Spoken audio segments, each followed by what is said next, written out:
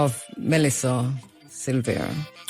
There has been a confession and a plea deal. And I know that if you're going to have the conversation from a legal perspective, it's going to sound like Law and Order on TV. A lot of people are emotional about this, not buying into the legal arguments at all, and asking questions about justice in Jamaica. Two-tier justice. What justice looks like for those who belong to a certain order, and what justice looks like for those who don't. And people are right to question the plea deal that was made with Jolyan Silvera, who confessed to the killing of his wife.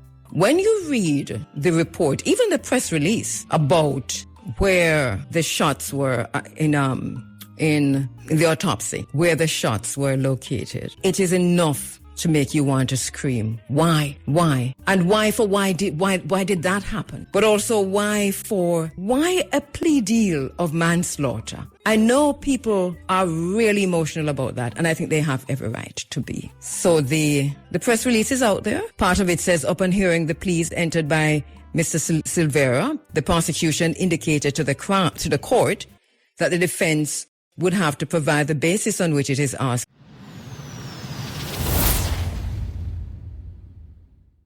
Guest, Dr. Rosemary Mealy. Dr. Rosemary Mealy is an activist, educator, and author. She has been acknowledged for her long history of engaged community activism and contributions to artistic innovation, education, scholarly endeavors, and international human rights struggles. Dr. Mealy is a longtime friend of Cuba. She's also lived and worked in that country as an internationalist and journalist at Radio Havana, Cuba. Her participation in international forums with non-governmental organizations has garnered global recognition and respect for her advocacy in defense of U.S. political prisoners, gender equality, and the illegal imposition of U.S. economic and political sanction against sovereign nations, including Cuba. I'm not quite sure if we have Dr. Mealy online, but we are standing by to talk to her about the ongoing situation in Cuba. As you heard from Professor Sene, there is an ongoing situation where there is no rationing in Cuba. Government ministers said the measures would guarantee fuel supply for key sectors, including agricultural production, education, water supply, healthcare, and defense. And we're hearing from Commerce Minister Oscar Perez Olivia, who's defiant and has said that this is an opportunity and a challenge that Cuba has no doubt that they'll overcome. And I'll quote him directly, quote, "This is an opportunity and a challenge that we have no doubt we will overcome. We are not going to collapse." In the meantime, what do we do on the island here in Jamaica? How are we viewing what's happening in Cuba? Do we understand the extent to which the situation in Cuba is a genocide that's happening on our doorstep? A deliberate and planned genocide, criminal activity happening on our doorstep right now. There's a blockade. Cuba has been put in a chokehold by the United States government, Donald Trump, the president, and Marco Rubio, the Secretary of State. This has always been Marco Rubio's plan. Rubio is so close to Jamaica and the Dominican Republic that it is frightening. He comes in and out of Jamaica when it suits him, and we're told what good friends we are with the United States and with Marco Rubio. But here we are, our grandparents, our aunties, our uncles, our neighbors in a chokehold by the United States government, led by Donald Trump, and of course by Marco Rubio. Online with me now, and we just told you who she is, Professor Rosemary Mealy. No stranger to the program. Dr. Mealy, thank you so much, my sister, for joining us again inside of the Africa Forum. Oh, good morning to you, sister, and to all my brothers and sisters in Jamaica. Good morning. I'm so happy. Thank you. Thank you for inviting me to come on today. We're very happy to have you. The situation in Jamaica is that there is a core in Jamaica who understands what's happening in Cuba and are talking about it in our little groups and so on. There is no public outcry. Jamaicans, I think, are not so much aware that this is happening, and you wonder how come. But that is our current situation. Can you bring us up to speed, up to date? Because I know you are in direct contact with Cuba. We just spoke with Professor Saini, and he kind of gave us a historical context of what we're looking at now. But as in terms of what's happening on the ground today in Cuba, can you give us an idea as to what you're hearing and how Cuba is dealing with this blockade and this chokehold that has been put on it by the United States? Okay, well, thank you so much. Yes, I'm glad you had Professor Saini on because I'm sure he did a great job with the history. We are relying here in the U.S., we have a pretty good solidarity movement with Cuba that allows us to have this direct contact to the point that we are still sending delegations to Cuba, which is great. And I would hope that our brothers and sisters in Jamaica would do likewise. They're taking material aid, humanitarian aid, and I think that's very important. I think right now with the issue of the fuel, this is a very serious situation because sanctions against Cuba now have moved to what is called an overt strangulation, meaning that the problem with the question of Trump saying that tariffs will be held on countries that trade with Cuba after, of course, the illegal kidnapping of President Maduro from Venezuela and his wife. And so therefore the fuel situation is dire. But what is happening is the government at Cuba is not going to step back. And that's important for our people to know. They will not give up. So what has happened now is Cuba has rolled out rationing plans as the United States moved to block fuel. That doesn't mean that life will stop going on. It just means that there are cutbacks. There's a reality that this is the situation and we are going to survive. And I think that that's the message that Cuba is giving to its own people. It's being honest and it's telling us in the world that it's time to step up now and to show our solidarity. And so that's basically what's happening. There's rationing, there's a fuel situation, there's situation with the food, but the government is aware of that. I lived in Cuba many years ago during the time that was known as the special period when the Russians left. And the Cubans are resilient, but of course oil is very important in terms of moving the economy, moving the transportation, but they are resilient. And the other thing is Cuba has reached out and says, yes, we will negotiate, but it's on terms that's not going to allow us to be trampled upon as we're seeing and being bullied, So I think that's very important. And Cuba has said that we'll negotiate, and we've heard from the United States President, Donald Trump, who has said we are talking to Cuba, but then Cuba is also saying, no, they're not talking to us. What do you make of this? Well, I think, Donald Trump does double talk. Everything that he does is foundational on deals, making deals. Cuba is not about to make a deal of handing over its sovereignty. It'll have talks about, the whole question of immigration. It'll have discussions around the issue of these tariffs around the oil. It will have discussions that are based on respect.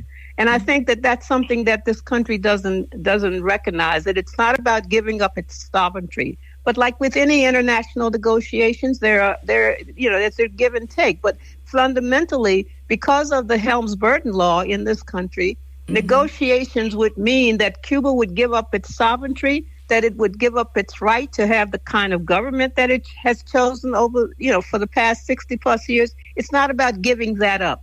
It's about negotiating on honest terms. And I think particularly the first term is to lift the blockade, to stop the strangulation. That's important. And I think that, that's something, and any country will want that. As I remember years ago, as I was a young person and I was following what was happening in Jamaica, when President Manley was in power, you had to give up your bauxite to the International Monetary Fund. You lost sovereignty. You lost your sovereignty. Yes. And Cuba is not about doing that.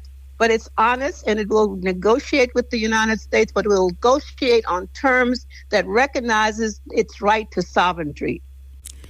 We've heard from the Commerce Minister, and I just quoted him saying, this is an opportunity and a challenge that we have no doubt that we will overcome. We are not going to collapse. So that ties right into the point you're making, that Cuba is not about to give up its sovereignty. No, and we're hearing, everybody's saying that Cuba is ready to collapse. I mean, that is what we're hearing. That's the news. That's the corporate news putting that out. It's not ready to collapse. It's under siege. Let's acknowledge that. But it has, as I said, it has moved into a situation where it's rolled out a plan for the weeks to deal with the fuel shortages. It's moved. Tensions obviously are spiraling inside of the United States with these tariffs. But it's not collapsing. People need to know that. Life is going on. Like I said, we're encouraging delegations to go, fact-finding tours to go. And Jamaica is in a very unique situation in that you can travel to Cuba, wherein in the United States, we have stipulations on how we can travel to Cuba legally. We can only go under 12 categories. But for major people like us, we have to travel under a category called support for the Cuban people. And so yes. So we go. But I mean, I want the Caribbean people to understand that you are in a unique situation. And please, I mean, we're doing what we can do here in the United States, but our brothers and sisters are in such it's a dire situation. Lights, 2 hours in the morning, 2 hours in the afternoon. That's a difficult situation for the people to live under, to be able to cook, to be able to move freely in the streets and what have you. So, despite, like you just said, despite the fact that there's this chokehold under the country at this point and Cuba being under siege, life is going on. And these sanctions, it's like overt strangulation. That's really what it is. And so what we have to do now is to support Cuba in whatever way that we can, and particularly the humanitarian aspect of it. All right. I want to come back to that. Let me take a quick break. How can we support and what are your suggestions for Caribbean people generally, and Jamaica in particular, who are listening today? Let me take a quick break. Right, we're back with you inside of the Africa Forum. My very special guest online, Professor Rosemary Mealy. We're looking at Cuba, and we're asking in this segment of the program, what can we do?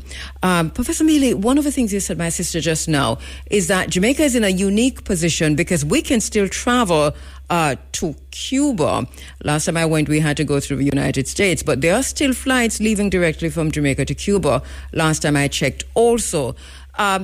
There is a situation on the island where Jamaica has said that it is, from a governmental perspective, Jamaica said it has taken a side, and it took a side a long time ago. It didn't say which side, but we see how things are playing out. Marco Rubio comes and he goes as he wills, and he says that Jamaica and the U.S. has a really strong relationship. So we can, from that, we can deduce that the side that Jamaica has taken. So we are in lockstep with the United States.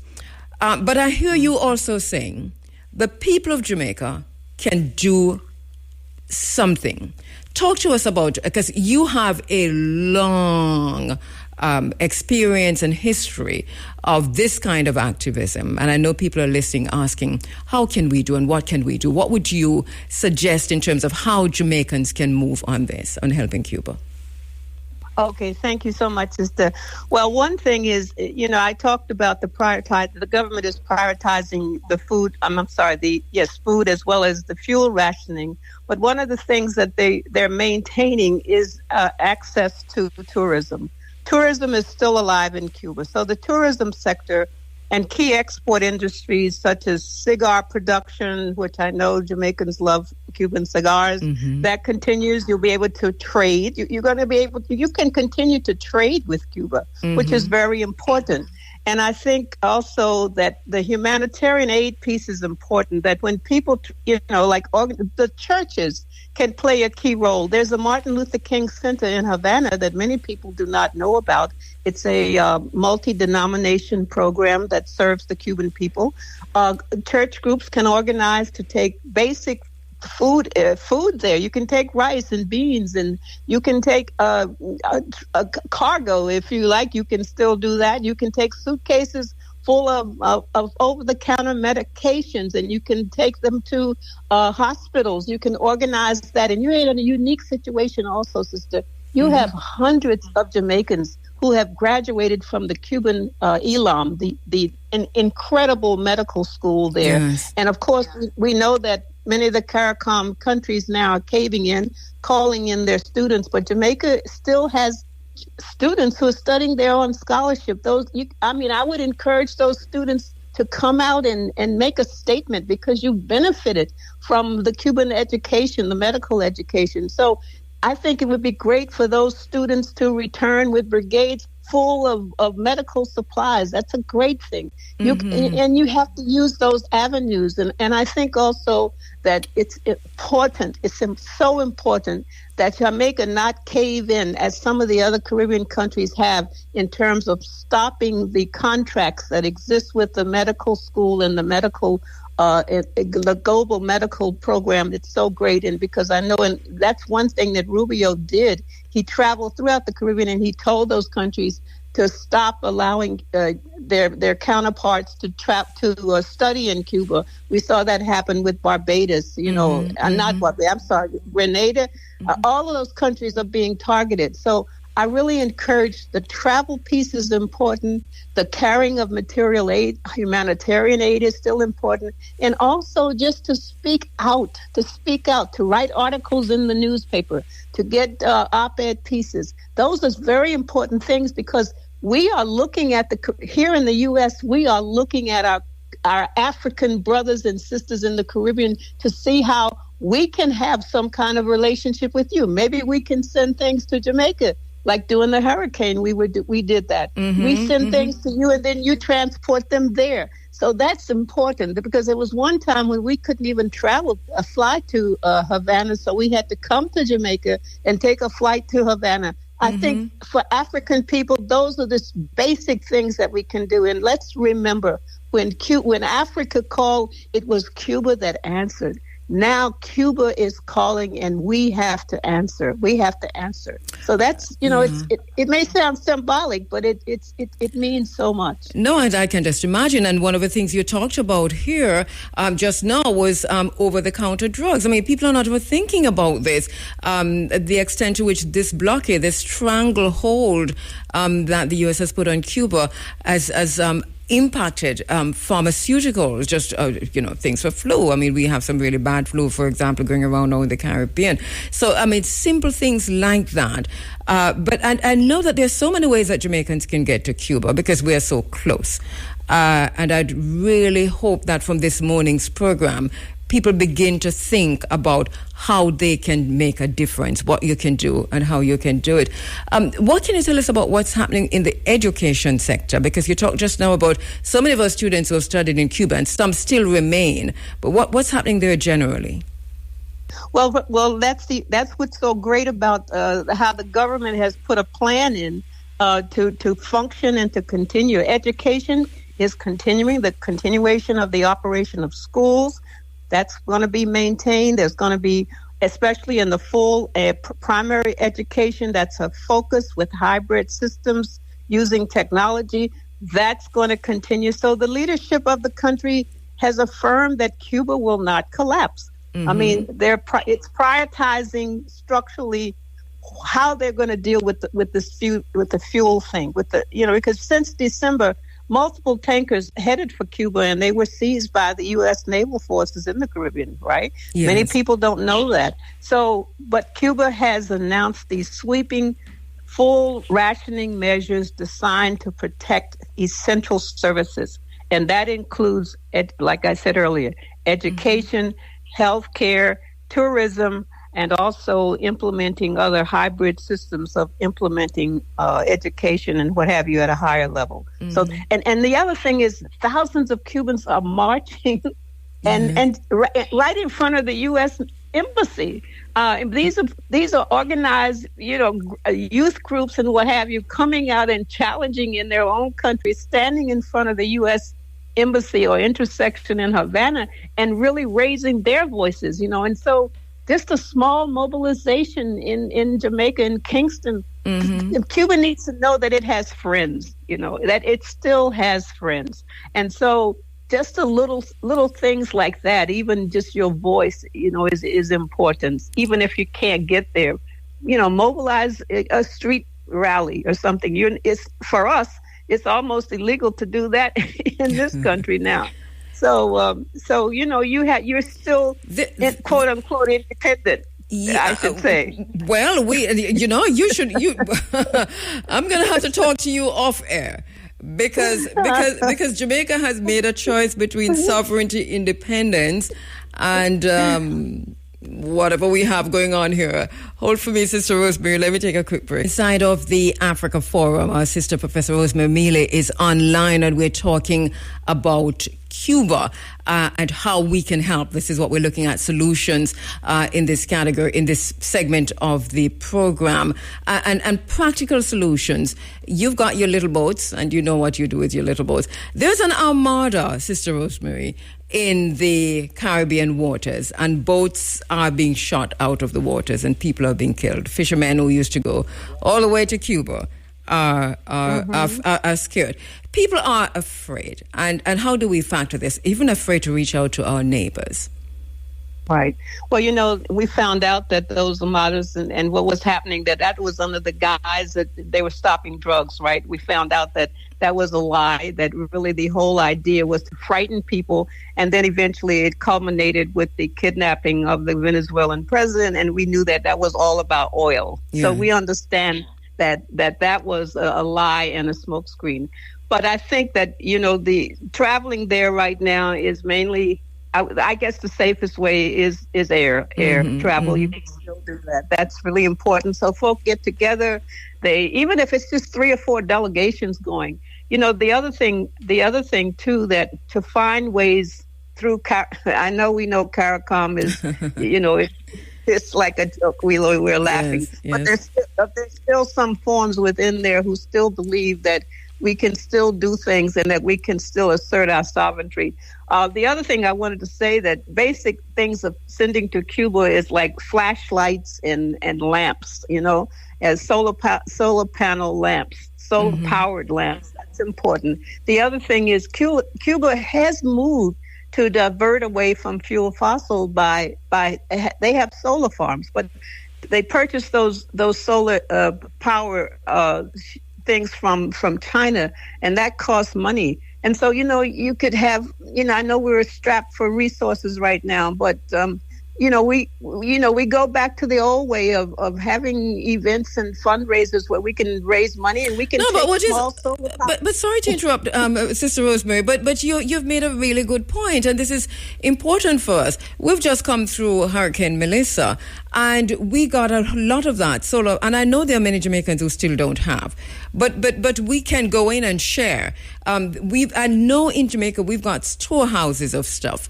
That stuff sent to us from the U.S., from across the world, from as far as Ghana and Rwanda, you name it. So that I think that we have enough to share with Cuba. We have containers upon containers that are still not opened. Solar panels are lying around. Solar lamps are lying around.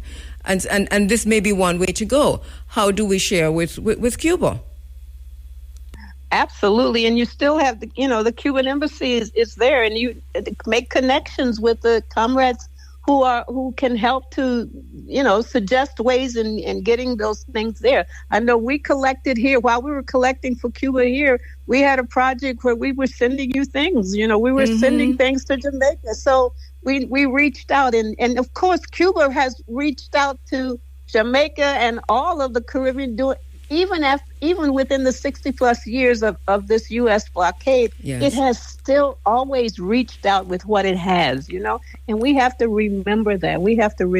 If nothing more, is those with strong nationalist tendencies. These are black folk in Cuba, folk, and we need to reach out and show our support, that what happens to our brothers and sisters there impact us. And I think, the other thing, sister, people have to realize that, they say, well, why has the United States continued to have this 60-plus year blockade against the country? That's 3 generations of Cubans have grown up not knowing anything but a blockade, and they know how to sacrifice. But I think that what's more, and these are not theoretical propositions that I'm putting out. These are real things. These are real human kinds of things that we do when our brothers and sisters need us. Yeah. And so all of us are on the yoke of this government. I mean, here in the U.S., they're killing citizens who demonstrating around this whole issue of immigration, and so we have to understand that we go through the same thing that you go through, but only at a different level. And things have not reached the point where we cannot communicate. When they cut off the communication channels, then you know that it's serious. But we can still communicate to each other, And I know you don't have a looking glass, but I know that you... this is something you've been looking on for years from a scholarly perspective, also from an activist perspective. How do you see this playing out, considering what's happened in Venezuela, the armada that's still in the Caribbean, and Marco Rubio in the picture? Well, you know what? This may sound like so simplistic, but the other day I was talking to my 20-year-old granddaughter, right? And I was saying to her, as young people, what do you think about the future? Do you feel how do you view the future? Do you view it as something that's not good? And she said, well, something, as long as you have hope, that's resistance. As long as we have hope, that's resistance. Because once you give up hope, then the enemy, the empire, knows that there's not going to be a fight back, right? And so just we have to call on, the future is believing that we can have a different kind of world. That is what the Cubans hold on to. They do not give up that there cannot be a different kind of world. And that's one of the major lessons that you learn. And you saw that yourself when you were there. The resilience. And I think that that's something that we have to call on, and even during the most difficult times, we have to maintain hope that there can be a different kind of world. Now, I'm not saying that things are not going to get bad or worse. They will. But the point is, the Cubans are saying there's no option for them. We have no options other than to resist. And I think that that's the greatest lesson that we can learn. So this whole thing about regime change efforts in Cuba, it's kind of like being modeled after the maximum pressure campaigns that were used against Iran, the military in Venezuela, all of that. So the threat of a U.S. military attack is no longer, it's not rhetorical, right?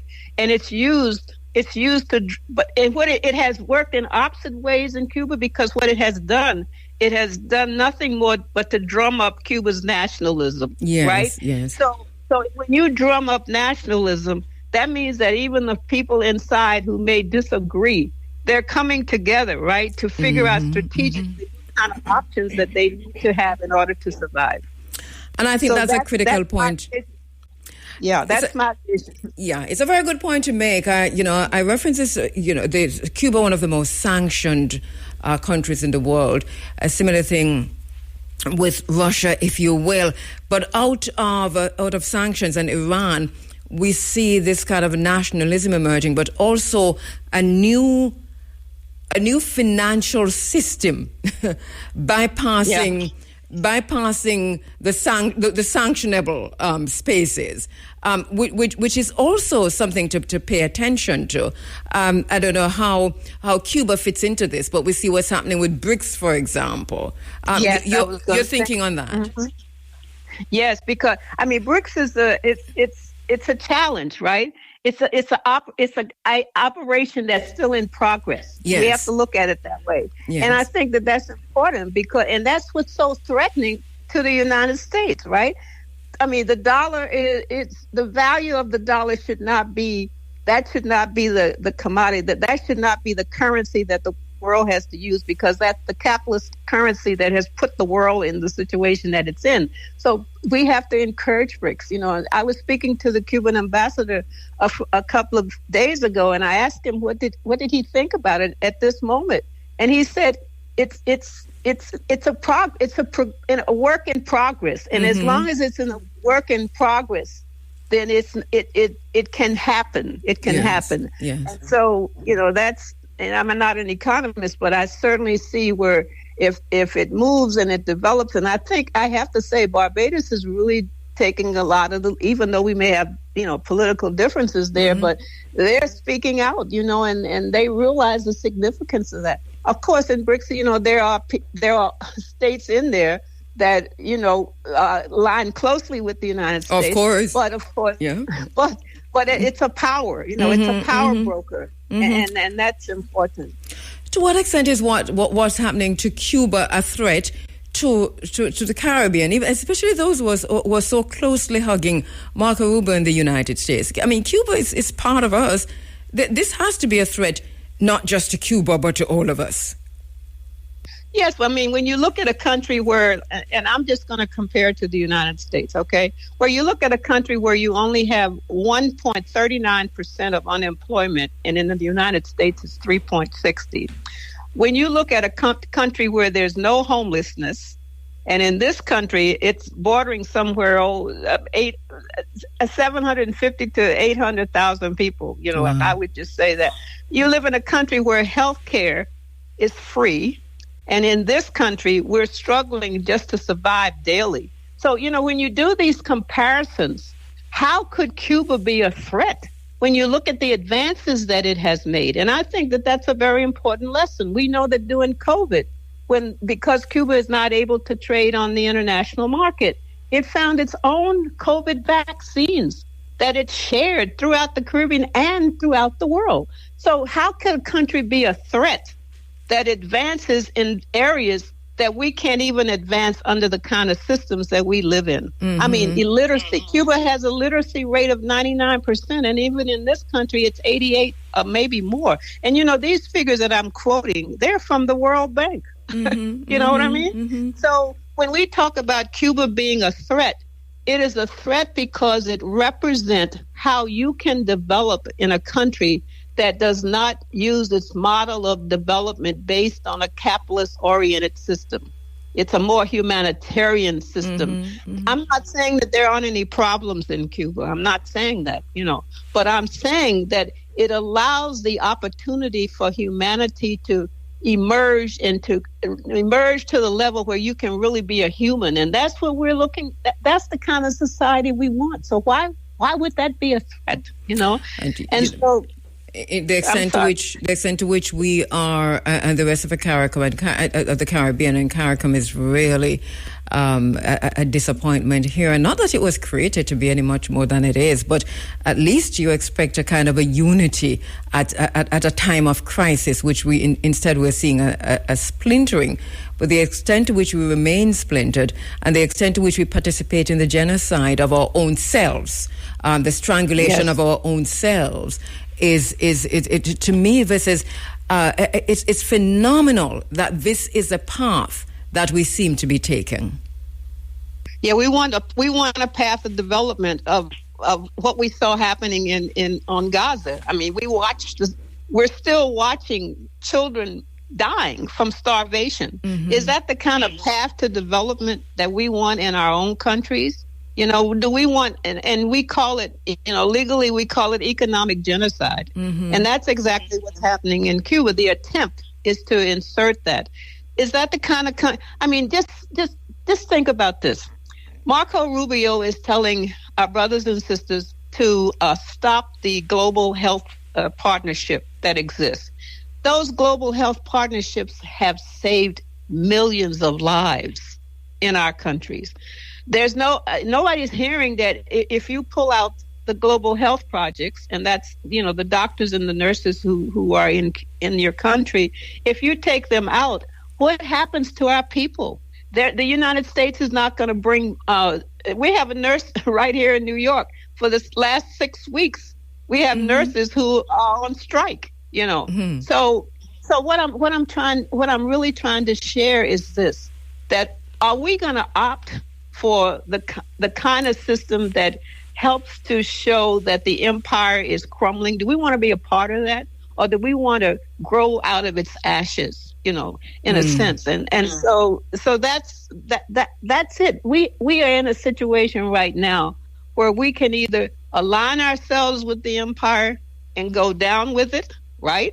Or we can align ourselves with the purposes of humanity. And I think that that's what Cuba represents. It represents a sense of humanity and a survival of humanity. Fidel used to talk about that all the time. Humanity's survival, and we are watching the devastation of what this country is doing to around the world. So do we want to align ourselves with that? Do we want to collaborate with that? As Martin Luther King would say, you have to speak up now. If you don't, you find yourself being a part of the collusion process. And I don't want to be a part of that. I don't want generations, if they don't try to erase the history, and which they're trying to do. I don't want to be a part right now of this part of humanity that's allowing the bullying to tell me that I need to decide who my friends are. Because is a green card worth that? Is a green card worth? Not a green card, but having access to come to this country, is it really worth that? I mean, you're coming to this country, and then you come here, and you're not looked upon as you're just a part of nations. They call you. What did Trump call it? He's already told us what he thinks of us. Yeah. Yes. So and these are really great points and questions that you're posing. I can literally hear the silence in the nation just listening to you, because these are choices we have to make. And today is as good a day as any to make that choice. Is a visa to the United States worth coming to a place that has no respect for you? Is a visa really worth that much? To leave where you can grow food, where you can have your own development, where you can have your own sun, and you can develop your solar energy, where you have the sun there. We don't have it here. It's cold here. I'm in New York. It's almost below zero. I mean, is a visa worth that? Is a visa worth your children coming to a country where the educational system is almost, like I said, the literacy rate? I mean, because that's what is being thrown at our people, that yes, cave in, align yourself with the empire, and you can have A, B, C, and D, but yet when you have A, B, C, and D, we see what happened in Haiti. We see what happened in Venezuela with the stealing the natural resources. So people, we have to wake up at this moment. These are critical moments, and and perhaps Cuba is being used at this moment. We never know what the ancestors have in store for us, right? Yes. But Cuba is being used at this moment to say to us, do we want life or do we want death? Literally, My sister. Death in many ways. Yes, go ahead. No, I was going to end it there, but please finish your sentence. No, but those are the choices. We are faced with some serious choices here, and they're not theoretical choices. They're real life choices. So that's why we need to support the people of Cuba, and we need to do everything in our power. We need to let our governments know that it's not worth giving up your rights, your autonomy, and your sovereignty just for the interest of a few dollars that are thrown back to you and they're going to take your resources, because that's what it's really all about. That's what it comes on to. That is what it comes on to. Thank you so much, my sister, my beloved sister, Dr. Rosemary Mealy, as usual. serious food for thought in the spaces, and we are going to be reflecting on this. We have to make a choice. Thank you so much for coming on, brothers and sisters. Have a wonderful day. Thank you so much, my sister, Professor Rosemary Mealy. You too, Professor Rosemary Mealy. Isn't that food for thought, though, as we begin to determine that the choices we're faced with are not many. On the one hand, it's to live. On the other, it's genocide. It's to die. Quite a bit happening this Reggae Month and Black History Month. Well, before I tell you that, my sister, Dr. Imani Tafari Amma, has written an excellent article. It's published in the newspapers today. Imani Tafari Amma, U.S. Immigration Policy and the Old Wounds of Separation, published February 8 in the Gleaner. Imani Tafari Amma, U.S. Immigration Policy and the Old Wound of Immigration. Get your copy and read it. And, I'm saying get your copy of the Gleaner and read it, If I'm reading from the Gleaner, I quote that I'm reading from the Gleaner. If I'm reading from the Observer, I quote that I'm reading from the Observer. But when the Gleaner takes your story and takes your research and move it along, which is great, we love that, you should give credit to the journalist's research. I'm just saying that to the Gleaner. Okay? All right. So lots being said there by my sister Imani.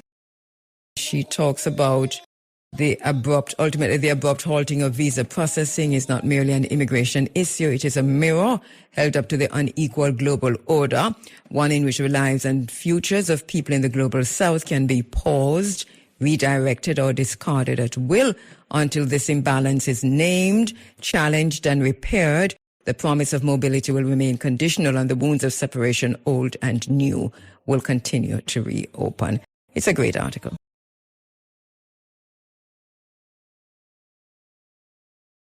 I'm not quite sure why the CD is playing like this. I'm going to have to fix this situation because we're getting from it. Only what? Okay, is that better? No, not even better. All right, I'm going to take the break and come back. Oh, I did say that there are, Michael, now for me to find, Michael Barnett is producing quite a bit actually for Black History Month. Stephen Golding also, okay, so I'm seeing Stephen. All right, Stephen, this looks like it might be coming also from Michael. So great. So this one says the Faculty of Social Sciences, Sociology, Psychology and Social Work, UWI, the Department of Sociology, Psychology and Social Work, Faculty of Social Sciences, in collaboration with the Universal Negro Improvement Association, UNIA, present Black History Month series, the first in the series of special 100th anniversary commemorative Black History Month panel sessions. And that's happening tomorrow. The first is happening tomorrow, February 9, 6 to 9 p.m.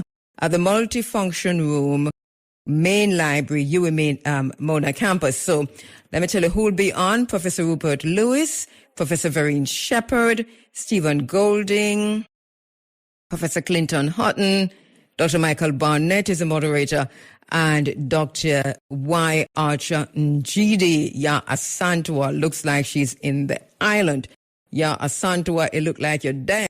All right, cultural performances by History Man and Mikey General. So that's tomorrow at UWI at the Multifunction Room, Main Library, UWI Mona campus, the first in the series of special 100th anniversary commemorative Black History Month panel sessions happening tomorrow. Time again, 6 to 9 p.m. I know there's something else, Michael, so if you get a chance, send that to me also. So I'm getting this one from Stephen, and I know there's another one. Stephen Golding, you also sent me another one, Stephen, and I'm not quite sure where this is going to be. All right, so it's Thursday, February 12th, Trinity Baptist Church. Okay, 1601 Druid Hill Avenue, Baltimore. So if you're in Baltimore, go and check that out. Stephen Golding looks like, will you be there, Stephen? The Nubian Jack Community Trust is putting that on, it looks like. And that's happening in Baltimore on the 12th, 6 p.m., Trinity Baptist Church, 1601 Druid Hill Avenue, Baltimore. All right. Every time. Baltimore every time. I don't know why I'm thinking of Nina Simone just now. If I could have found a Nina Simone, I would certainly. The responses to the court's decision on the murder. Murder is a legal term. And as journalists, we know that only the court decides murder. But we've come way past that. The murder of Melissa Silvera. There has been a confession and a plea deal. And I know that if you're going to have the conversation from a legal perspective, it's going to sound like Law and Order on TV. A lot of people are emotional about this, not buying into the legal arguments at all, and asking questions about justice in Jamaica, two-tier justice, what justice looks like for those who belong to a certain order, and what justice looks like for those who don't. And people are right to question the plea deal that was made with Jolyan Silvera, who confessed to the killing of his wife. When you read the report, even the press release about where the shots were in the autopsy, where the shots were located, it is enough to make you want to scream. Why? Why? And why did that happen? But also why a plea deal of manslaughter? I know people are really emotional about that, and I think they have every right to be. So the press release is out there. Part of it says, upon hearing the pleas entered by Mr. Silvera, the prosecution indicated to the court that the defense would have to provide the basis on which it is asking the prosecution to accept a plea to the lesser offense of manslaughter, as it did not arise on the prosecution's case. And it goes on to talk about what happened on the 3rd day of February. Mr. Silvera was repleaded on count 1 of the indictment, and to which he pleaded not guilty of using a firearm to commit felony to wit, etc., etc. And then saying he pled guilty to using a firearm to commit a felony to wit, manslaughter. And then it goes on to tell you what happened. On the night of the 2nd day of February 2026, the defense provided a statement authored and signed by Mr. Silvera to the prosecution. The statement, in summary, was on the night of the 10th day of November 2023, Mr. Silvera and his wife, the deceased, had an argument which got physical. He indicated that during the argument, she blamed him, as she always did, for the death of their young son. He went on to state that during the argument, she hurled several expletives at him and made derogatory statements about his sister and mother, which he found to be provocative. He stated further that during the argument, she made a comment about their children, which he found to be the final straw, and at that point he lost control, discharged his weapon in her direction. He goes on to talk about that. And it talks about the autopsy. And that is where it gives you the chill, because you're talking about 3 shots in the lower abdomen, and that the fact... Well, let me read it. It says, fact, sometime after 10:30 p.m. on the 10th day of November 2023, Jolyan Silvera told his wife, Mrs. Silvera, and the children that he was leaving to attend a meeting and that he would return the following day. Mrs. Silvera told him he could not leave, and an argument ensued, extracted from a statement of the two children they shared. The adults swore at each other and then he left. Sometime before 6 a.m. on the 11th day of November 2023, one of the children, who was 10 years of age at the time, went into the parents' bedroom and discovered his mother's lifeless body on the floor next to her bed. The child, the 10-year-old. He noticed that there was blood coming from her orifices and that her dress was covered with blood. He ran from the bedroom and alerted his brother, who accompanied him back to his parents' bedroom, where they both checked for signs of life from her body. The children checking to see if their mother is dead or alive. They tried to make contact with their father using the Messenger Kit application on their digital service and were eventually successful. And they talk about the father coming home and so on and so forth. And the first responder was an officer of a Stony Hill police station, arrived at the house and went into the bedroom where he saw the body of Melissa Silvera. He took a photograph of the body with his Samsung cellular telephone, and Mr. Silvera cried out. He had Mrs. Silvera cover the nude section of the body. The first responder did not further examine the body as Mr. Silvera was crying. And so they talk about the body being taken to the morgue and so on. A post-mortem examination was scheduled to take place on the 1st day of December. On this date, the pathologist discovered that there were scars on the body. The post-mortem examination was conducted on the 15th day of December 2023. The pathologist noted that there were 3 gunshot wounds, 1 perforating gunshot wound to the front of the right thigh, 1 penetrating gunshot wound to the left side of the lower abdomen, and a 3rd is a superficial penetrating gunshot wound to the right side of the lower abdomen. Pathologists removed 2 projectiles from her body, which were handed over to the police. The pathologist opined that the immediate cause of death was multiple gunshot wounds. There's a reason why Jamaican people talk about a 2-tier justice system, and this is one of them. If you go online right now, especially on X, Jamaican people are talking about the Lodge. They're talking about Freemason. They're talking about Kiwanis. They're talking about clubs. They're talking about all of these cultish organizations that are on the island, where the rich and famous hang out, and it doesn't matter which party you belong to. You are one of us. But mainly Jamaican people are talking about the Lodge, and they're talking about Freemason.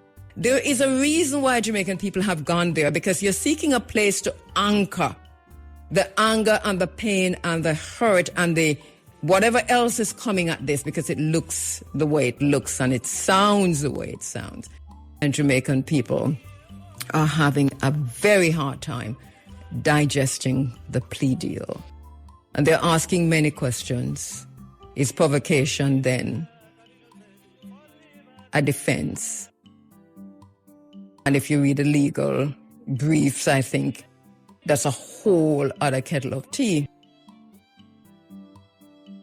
And they can't believe that everybody accepted it. And this is what Jamaican people are talking about. Because it does read and feel like injustice. And you still want to say justice for Melissa Silvera and justice for all women who are in domestic abusive situations. So we need time to come to terms with this plea deal. And you all are going to have to give us time. And until we're well, I don't think we'll be satisfied. Only time can take care of the righteous indignation that we feel about this plea deal. Only time, and no time soon, because I am one of the Jamaican people who are feeling this way. You know? How much time do I have? Talk about time. I wanted to play for you the researcher who conducted the research, the scientific research on the elite athletes, at least part of it. Let me see if I can get at least part of it. Let me see if I can get at least part.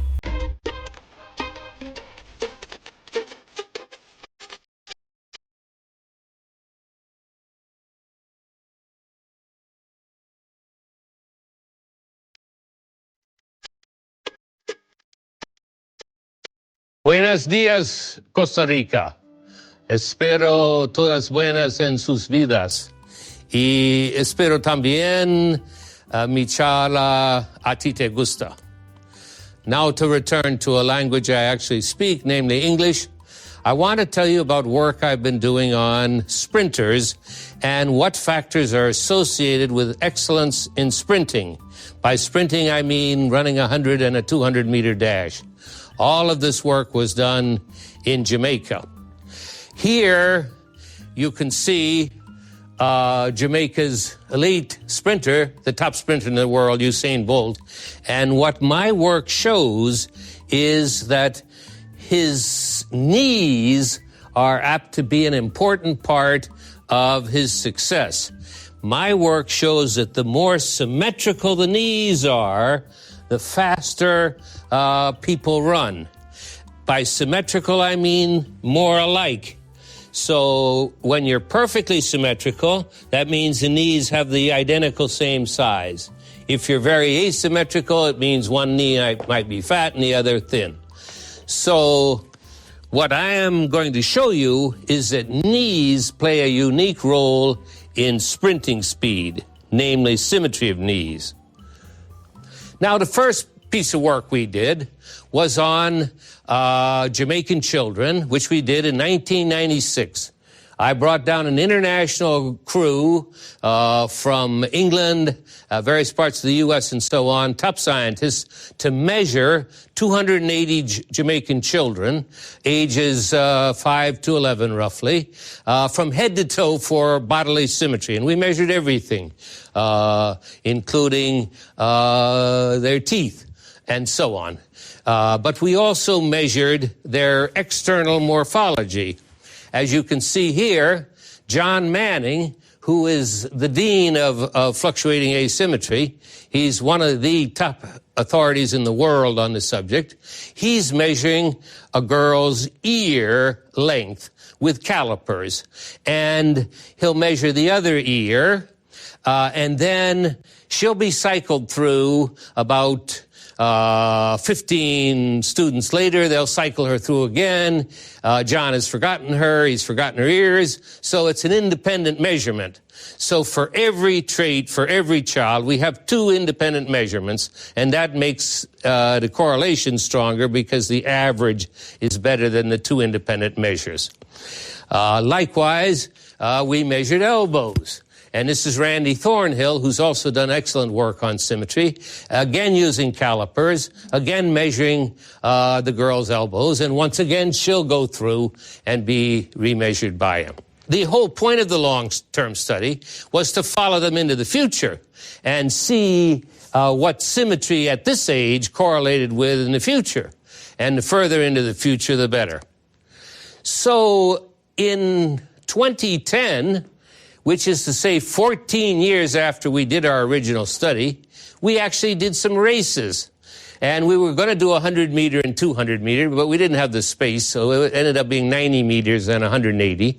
And we weren't even testing for fluctuating asymmetry. We were testing for second to fourth digit ratio, which correlates with endurance, and our work showed that as well. But John Manning one evening is sitting there looking through the old data from the symmetry, and we had also measured, in addition to elbows and ears and so on, we had measured knees, ankles, and feet. So he looked and he checked, and whoa, it jumped out of his data that every other variable was irrelevant. Feet have nothing to do with how fast you run. Ankles were not showing any correlation with how fast you run. But if your knees were symmetrical when you were 8 years old, then when you were 22, you ran faster. And that was true for males and females alike, and it was true for both the 90-meter dash and the 180-meter dash. We then came back in the year 2006 and remeasured all the children again. And in general, if you were symmetrical earlier, you were symmetrical later, but there was variation and so on. When you combined the two measures, you got an even stronger correlation for the 100-meter dash, showing that symmetry for the two combined predicted running ability. So far as we know, this is the first time anybody has ever measured a trait and predicted running speed, other than running speed. We never measured running speed in these children. A trait other than running speed, and then have that trait predict 14 years later who's going to be a good runner. So that was such a striking finding that we raised the money to study the elite sprinters of Jamaica. And the sprinters in Jamaica are elite. They're the best in the world. So we partnered with the MVP Track and Field Club in Kingston, which has 2/3 of the top runners on the island. And here's an example, for example, of the men working out, running a 100-meter dash. You don't see the full 100 meters, but they're working out in preparation for leaving for Europe. Here's how we measured knees, and this is Bernhard Fink from Germany, and he's extremely good, extremely careful.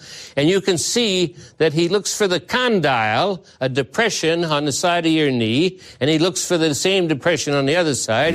He fits his calipers to it. He reads off a number to a graduate student. He turns and measures the same thing on this man's knees. And just like with our children in 96, we wait and cycle these athletes through 15 athletes later. So he measures them twice, so we get a more accurate measurement. So this is the measurements, and we also measured ankles and feet, but it was only knees we expected to be significant. What did we find out? First of all, as scientists, we like to compare elite sprinters with a control group. That's average Jamaicans. Are they different at least than average Jamaicans? And the answer there is, yes, indeed, they are different than average Jamaicans because they are more symmetrical. You can see the white is for the elite athletes, and the cross-hatch thing is for average Jamaicans. And the white center line is lower than for knees than for average Jamaicans. That's highly significant. The ankles of the sprinters are more symmetrical. Feet, no effect at all. It is irrelevant to the correlation. Then we looked at different events. On the far left is 100 meters, and then come the hurdles and the jumps. And basically, there's no real difference in the ankles or the knees of those two. But for races that are more than 100 meters long, the knee symmetry increases. They're not as symmetrical, and the ankle asymmetry increases quite a bit. As usual, the feet just move around and don't say a thing. So symmetry, we believe, is more important or more visible in the short races because those are straight-out races. 100 meters, straight out, symmetrical the whole time. 200 meters, you turn twice. 400 meters, you turn 4 times. So you have an asymmetry in there that we believe may be causing the ankles especially to become more asymmetrical on average, but also the knees. Now, then comes the key question. Across these athletes, which are the best in the world, does knee symmetry predict who is the best of the best? And the answer is yes. Are the symmetrical elite Jamaican runners the best? Yes. Their knees are more symmetrical than the knees of the other elite athletes that we measured. Their ankles are almost more symmetrical than the other elite athletes, and their feet are the same. Feet are irrelevant. So that says that knees are important for the elite athletes as well. The more symmetrical, the better a runner you're going to be. Now, here are two individual members of the MVP Track and Field Club, and that's Jolyan Fraser-Price, who is the top female sprinter in the world, 60 meters, 100 meters, 200 meters. She's been the world champion in all of them. And her knees are virtually identical. We really can't tell them apart within a statistical barrier. Next to her is Nesta Carter, who has the 5th fastest 100 meters ever recorded for any man, and he's just taking off, and his knees are highly symmetrical. So these are just two individuals of our group that participated in this work. Now I want to end with a slide that suggests other factors interacting with the knees. This is a 4x100, and this the Jamaicans set a world record, and the baton has just been passed off to Jolyan. The woman behind her is out of breath, nearly half dead from running. Jolyan takes off with those gorgeous legs and knees pumping, and you see an interaction here with a West African trait, which is that there's a curvature of the spinal cord such that the rear end tends to stick out a bit, and it results in the knees being able to be lifted higher, among other things, and then pushed further after you push them down. If you look at European sprinters, and I've looked at many, you don't see that effect. She doesn't even have her knees lifted up to 90 degrees. And it's hard to do. But Jolyan has got hers almost to 90 degrees already, and were you to stand her straight up, the knees would be sticking up. So we believe there's an interaction there between West African morphology and knees. We don't claim that Jamaicans have more symmetrical knees than other people. Nobody's ever measured knees in other people, and there's no particular reason to expect it. One last thing I'll say about the Jamaicans and why they're the elite sprinters, and this is entirely a hypothesis, has to do with the variation in West African ancestry.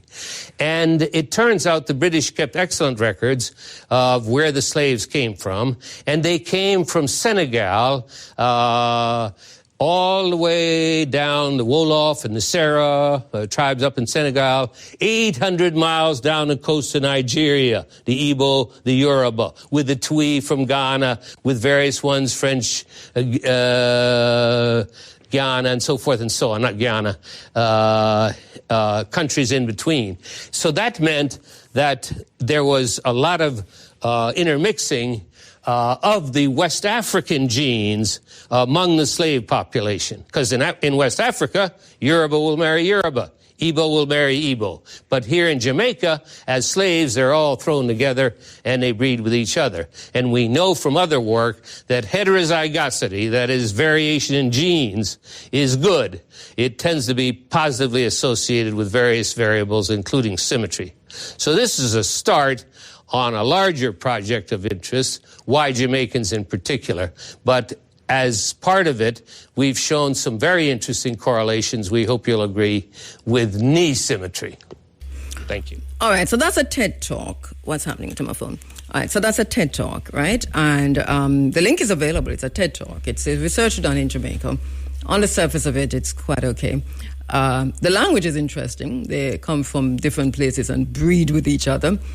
But the point we're making is that, and you heard he said, he partnered with MVP. We asked Bruce James to come on the program this morning. He says he doesn't work on Sundays. Now, do you work on Sundays, Biggie? Yeah. Do you work on Sundays? Yes, I do. You do? You see, John, because I'm not working on Sunday now. Oh, that's a bird song. That's a bird song. You found the bird song. Well, so he said that. But here's the thing. There's so much research and investigation that needs to be done. And as I've said, Jeffrey Epstein sponsored a lot. He was one of the main sponsors for this research. He was invited to Jamaica. He did come into Jamaica. Last week when I spoke about this, I didn't know if Epstein had come in. Since then, I've found not just payment for tickets, for landing to the Civil Aviation Authority, but also I've found his flight log.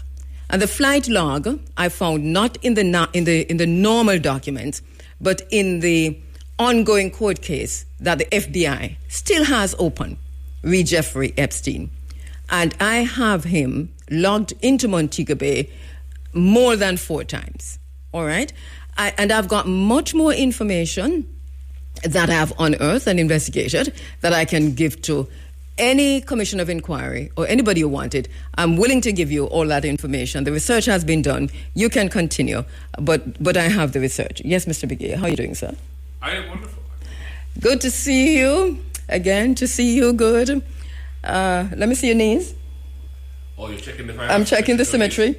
No, didn't you check yours? I've checked mine. Perfect symmetry. Oh, well. Perfect symmetry.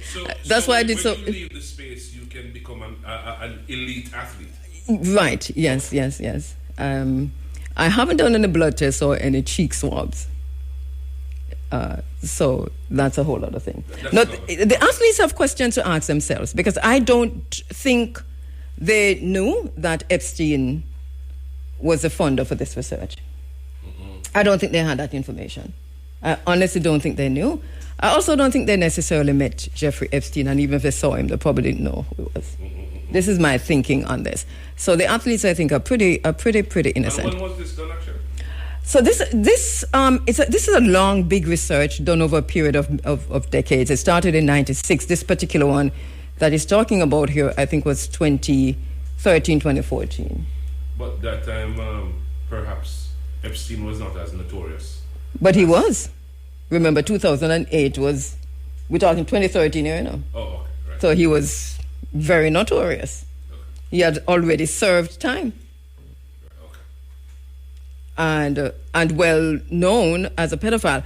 The thing that I'm thinking though is, if pedophilia is bad, and if you read through the emails and the Epstein file, it is enough to make you sick, right? That is there. So we'll put that one side. But Epstein was also a scientist in his mind, and he was trying to develop an elite human being. And he was using his own sperm, and he was using the wombs of children, 8, 9, 10, to do that. And he was also collecting elite samples because they said they wanted an elite human sample. That's what they were looking for. Mm-hmm. It's in the email, correspondence. Right. We can get an elite human sample, and we can get elite human sample from Jamaican athletes. But for what? And I'm not saying that they use it for anything. I'm just saying there are just so many questions around it. Mm-hmm. And then if Epstein was in Jamaica 3, 4, even one time, where did he go?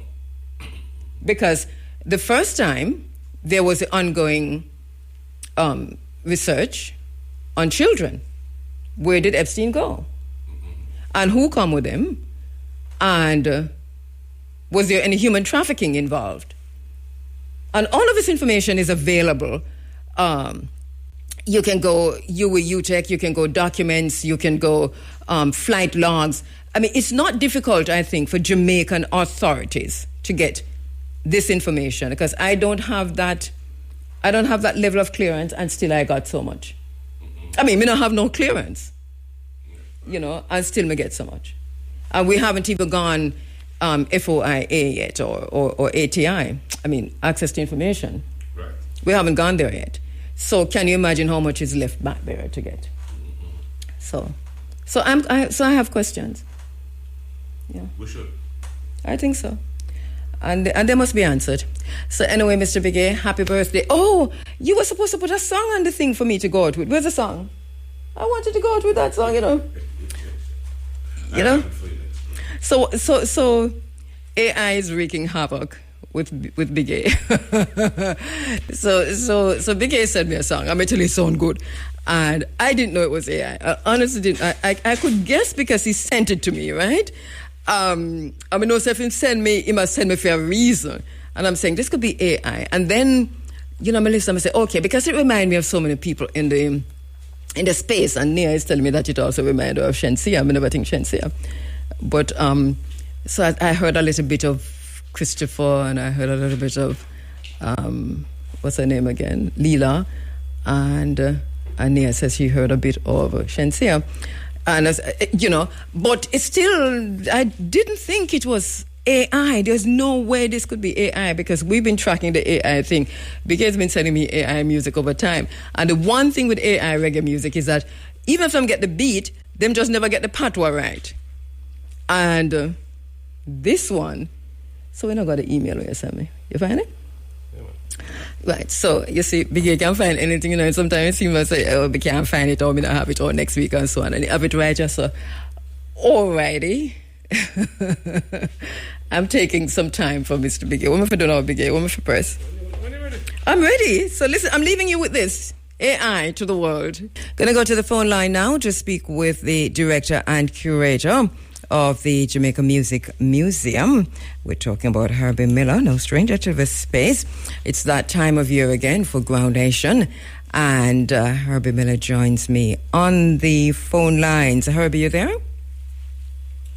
Not here. Miss Cabo. All right, Miss Cabo. Okay. All right, so you're going to go with me. So good morning, Mr. Herbie. Morning, Miss Cabo. All right, sister. Yeah, it's good to have you online, my brother. As usual, we're inside of February again. And Groundation, of course, kicked off last Sunday and is running through the entire month of February, once per week. And that's every Sunday. This year, tell us a theme this year. African to Jamaican. Music and creolize black culture. All right. Break that down for us. That's breaking it down. Mm-hmm. In simple terms, we came here as Africans. Mm-hmm. And between then and now, there's a process that we had to deal with, having encountered different Africans from different African nations. Yes. Different languages, in many ways, even different philosophies and spirituality. Mm-hmm. But we had to communicate and come together to overcome, as our brethren Bob said, the liquor struggle. Yeah. And of course, all that collided with a Eurocentric dominance that we also had to pop and get around, as Lou would say. Mm-hmm. So we use culture, we use music, dance, etc. to, as a bridge, you indicated earlier on, how culture carries is a conveyor of our history and how it can assist in building back ourselves, our relationship to Mother Africa. Yes. And in a nutshell, that's what African to Jamaican represents. Yeah, I really love the theme this year. Well, the theme every year is always so thoughtful, and that lends itself to such a wide range of discussion issues. And I'm sure this is what is happening again this year. So the first one was last week. My apologies. I was scheduled to be there at a very integral level, but I couldn't make it at the last minute. And I know you got my apologies, Herbie, and I'm just doing that to you personally now. My apologies again. And from me to you, yes. I you know. Yes, thank you, Herbie. Thank you. Yes. Thank you. And so today again, and I know you're up early as usual, but earlier than usual because today again at the Institute of Jamaica, we're looking at the second day. So tell us about what's happening today, and then let's just go through the rest of the month. All right. Well, let me just do a recap of last week. When, you should have been there, but you were unable to. Yes. And of course, your sister took the chair on your behalf. Oh, thank her so much, Professor Rosalie Hamilton. Yeah, precisely. Yes. We had the Honorable Nabili Tunis, Minister of Tourism, Cultural Affairs, Sierra Leone, who provided an overview of the Africa call to Jamaica and the Caribbean. highlighting recent initiatives by the Republic of Sierra Leone to foster deeper diplomatic and cultural and economic ties with Jamaica and the broader Caribbean. And Professor Hamilton, as the honorary counsel, she brought some very insightful updates on how the benefit that thing would work. Yes. A young Princeton scholar, Fulbright Salwa Holloway, her parents are Sierra Leoneans, and she made the connection through the gumbe drum, which is not an African drum, but a Jamaican development, which went back to Sierra Leone and through West Africa. Yes. So, and then we learned so much more about that relationship between our two nations, spanning all the way back into the earliest Maroon War.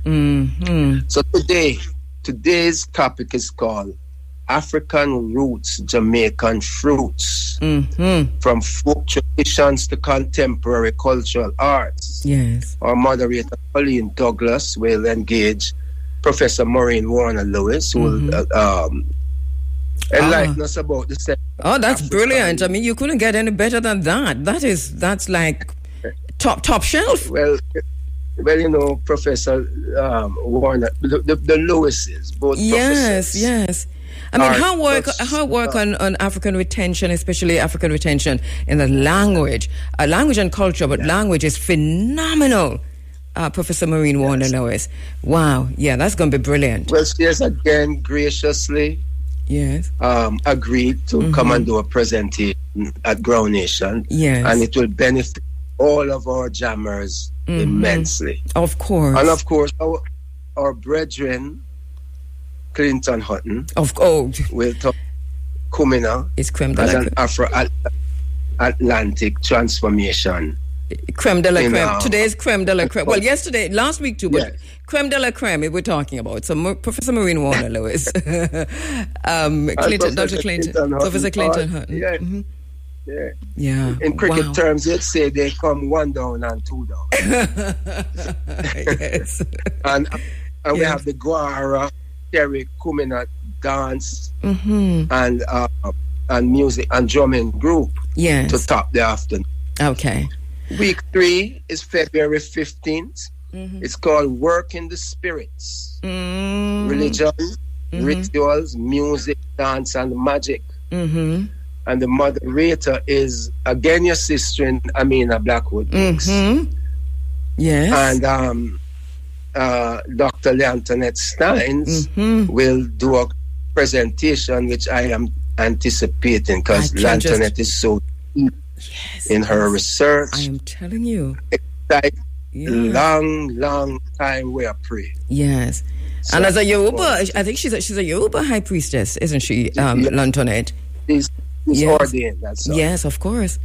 And then the Lakatko United and Dance Force, with Sheely as the founder and choreographer, will again come this serious drumming and dance. Wow. All invoking ancestral how the ancestral lineage has continued in many of us, and particularly Juan Cabu. Then the final week, it's called Jamaica to the World. Marcus Garvey, Pan-Africanism and Rastafari. The moderator is Professor Hopeton Dunn, who just completed his tenure in, I think it was in Botswana. It was Botswana. Yes, Botswana and South Africa. Yes.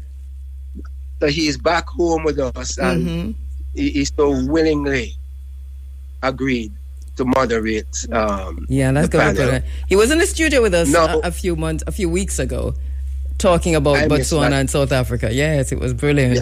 Yeah. Another deep thinking Jamaican man. Now we should have had my brethren Professor Basil Wilson on the final week, but for some situations beyond his ability to travel right now. Okay. Some just he has been dealing with some sight problem recently.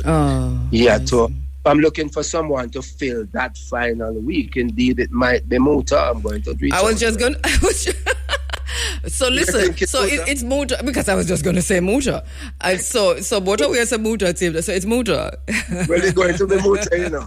As long as he's on the island, I'm sure he won't say who no. Again, he's such a great supporter of Ground Nation. I know. For the work that I do. Yes. And then one Herbie Miller will do a presentation entitled Garvey Lives, Music and the Arts as Black Aesthetics and Pan-Africanist Consciousness. All right, see that. No, this is, you have, and as if it gets better every year. And it's not to say that the year before wasn't excellent, you know.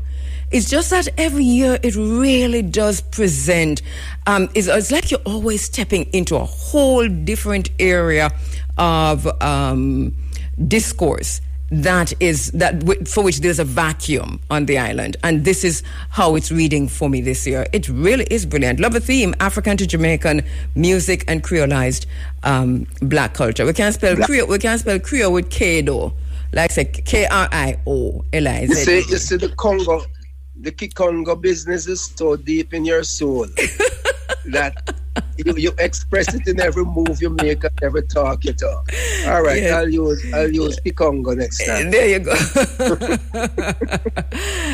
Congratulations. Funny enough, you know. Yes. Let me just, funny enough, to show how this Western takeover is strong. Every time I spell certain words like creolize, it is forcing me to push it back to use an S. Ah, it is because... And if you and your listeners realize too, when we're sending things like a little message, is after we tend to realize it didn't say what we want to say. Yes, man. It's because this AI thing is changing it. I know. Sometimes you look at it and you say, I'm not going to say a thing because everything wrong in that, but I'm sure he or she got the message. And that's not what I meant, but I'm sure they got the message. I know, and this is one of it. I know I have that thing with the S too. So Herbie, we're out of time totally, you know, because I have another guest. Let me quickly say, I'm going to give you a minute. Institute of Jamaica, 10 to 16 East Street, corner of Tower Street, entrance on Tower Street, 2 p.m. each Sunday. It's free to the public. Thanks to our little sponsors this year, and the big ones too who came up. Not as much as they used to because of this lady who visited us in September. Yes, I'm feeling that. But still we have a little morsel and a little beverage and good vibration and music. Please turn out, bring up your family friend. How many years now this, Herbie? This is a whole lot of years though. How many years now? It's 14th year, you know. How time flies. 14? 14. Yeah. The very first one we honored the great Maestro Count Ozzy. I know, I was there. Tempus Fugit. Have moved on. Yes, wow. I Brother remember Sam, that. Brother Woody, Brother Alvaranga.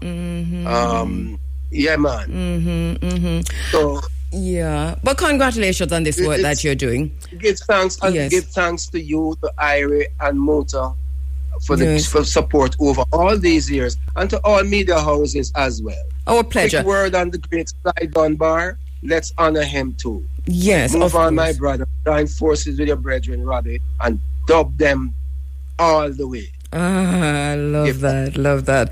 Thank you so much, Herbie Miller. Herbie Miller, of course, is the director-curator of the Jamaica Music Museum. We're going to go right back to the phone lines to speak with Dr. Devon Taylor, Executive Director of JABEM. A very short conversation with Devon, unlike the conversations we've been having over the years. And this is because we have a brother who's missing from JABEM, and he's going to be telling us a little bit about that. Can you let me know if we've got Devon on? Because we've got just 8 minutes left before we go to talk about Cuba. In 8 minutes' time, we'll be talking about what's happening in Cuba, the United States after attacking Venezuela, which many will say is Cuba's closest ally in recent times, and abducting its leader, kidnapping Nicolas Maduro, has effectively cut off Venezuela's oil supplies to Cuba. And in late January, you remember that the U.S. President Donald Trump called Cuba an unusual and extraordinary threat to national security and threatened to impose tariffs on any state that supplied oil or oil products to Cuba. So we're going to be having discussions on Cuba this morning. It's going to be broken, but in other words, we're going to be having our first guest at 7 o'clock and our second guest after 8 o'clock, a little bit after 8. And in between that, Pan-African attorney at law, Bert Samuels, will be talking about a whole other issue. So let me go to the phone lines to speak with Dr. Devon Taylor. Devon, you there? Greetings, Cabo. Greetings, my brother. Usually we're talking about vexing issues regarding access to beaches and so on. And Jabem is one of the leaders at the forefront of the struggle and the activism for access to beaches across Jamaica, human rights issues around land and beaches. One of our own, though, Jabem's own, is missing. Talk to us about that, Devon. Yes. So, Mr. Winston Monroe, who is also the chairman of the Greenwich Farm Fishing Village in Kingstown, and serves as Jabem community coordinator for both Kingstown and St. Catherine. Has been missing since the 5th of January. We have not been able to, get any contact from him. And so, the entire fishing community, the entire Jabem community, and his family are deeply, deeply concerned.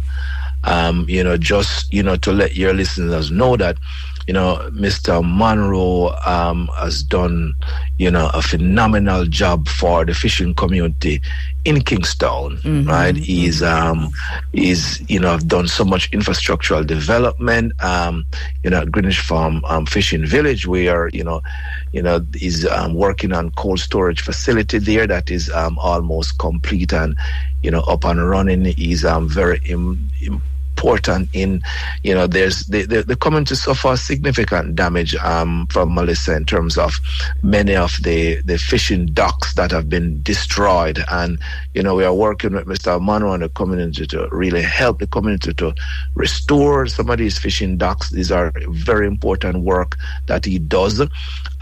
He represents the community in ongoing discussions which regarding to the airport expansion and the dredging that is happening in the Kingston Harbour, and working to secure fishing grounds and protect the community from loss to their livelihood. So he's involved in compensation discussion, not only from airport expansion, but work that the port expansion is also having in the region, right? And he's a very, senior figure in that space. So he carries a wealth of knowledge, just decades of knowledge. He has been involved critically in his Greenwich Farm community and other, at-risk community in the corporate area.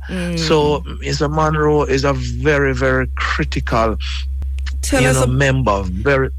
Tell us about, for those, just in case, because when did he go missing, and do you know the circumstances around it, and where he was heading to, just in case somebody knows, someone saw him? Yes, so what we know, right, which is not a lot, right, is that the community last saw him on the 5th of January, and he was heading into Westmoreland to do some work for his family, and that was the last time anyone saw him. right? So that is, to the extent that anyone knows is that, he left Kingston, and head to Westmoreland. So we have not been able to really hear from him since then. And, this just have everyone deeply concerned, as to, his whereabouts. It's of course at this point now a law enforcement matter where, the police, is, checking, with every lead that they can get, interviewing everyone and just trying to figure out, what may have happened. We are keeping all hope alive, and that's why we are using all channels to reach out to the Jamaican people. To, we have his photo out there on our site, and saying that if you see, someone that looks like Mr. Monroe, we have the phone numbers there on the flyer to reach out, to any police station. So you call the Admiral Town, any police station, but of course the numbers are there for the Admiral Town Police Station, 876-922-5362. That's 876-922-5362.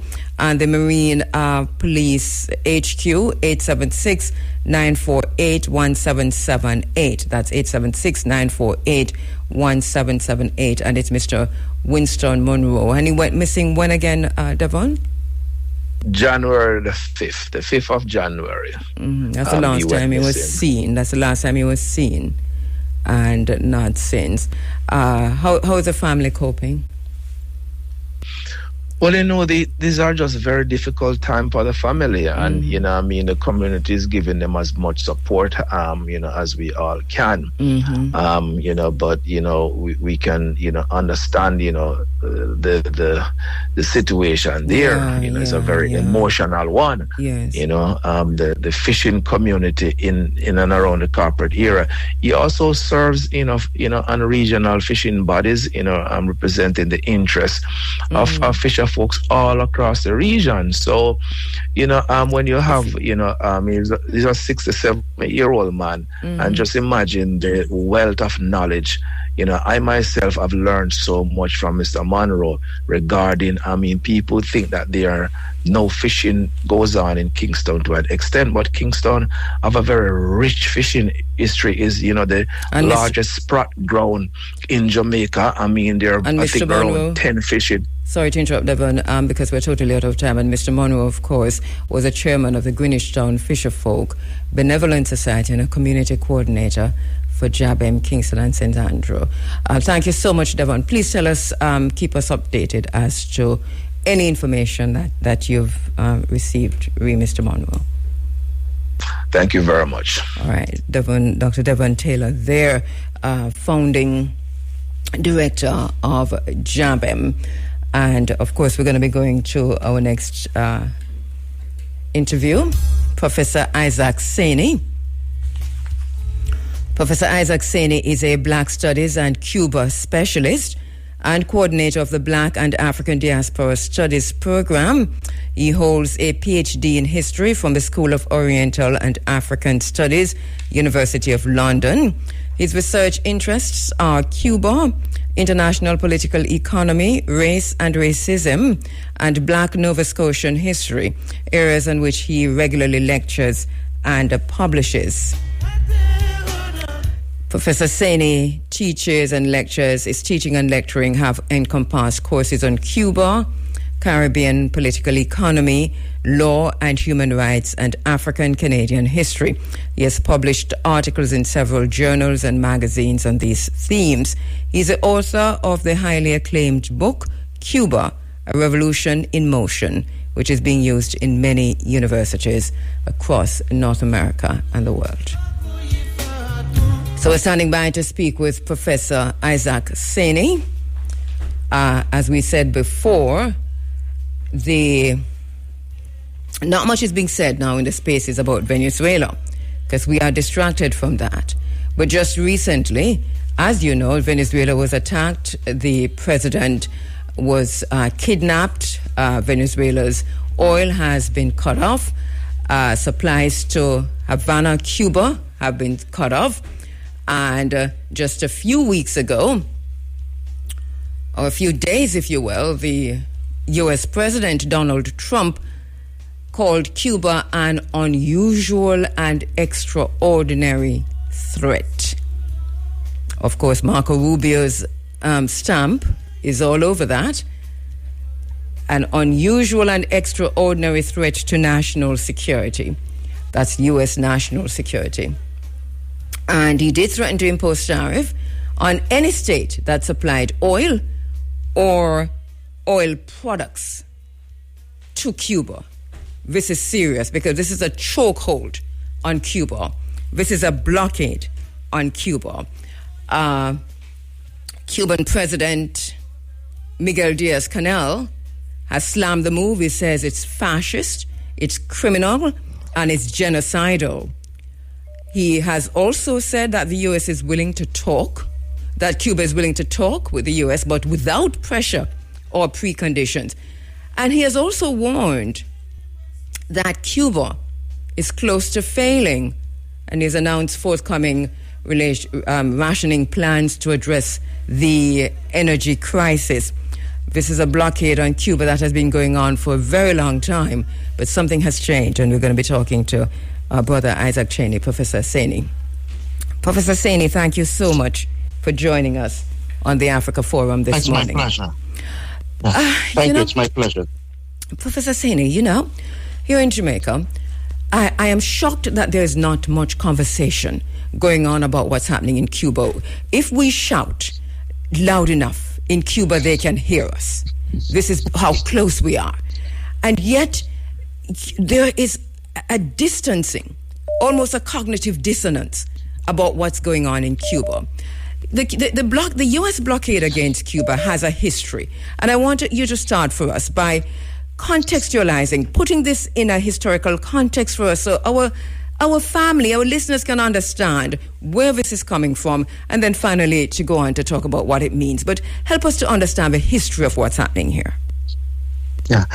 Well, I think specifically when we look at Cuba, I think there's another historical parallel with Haiti.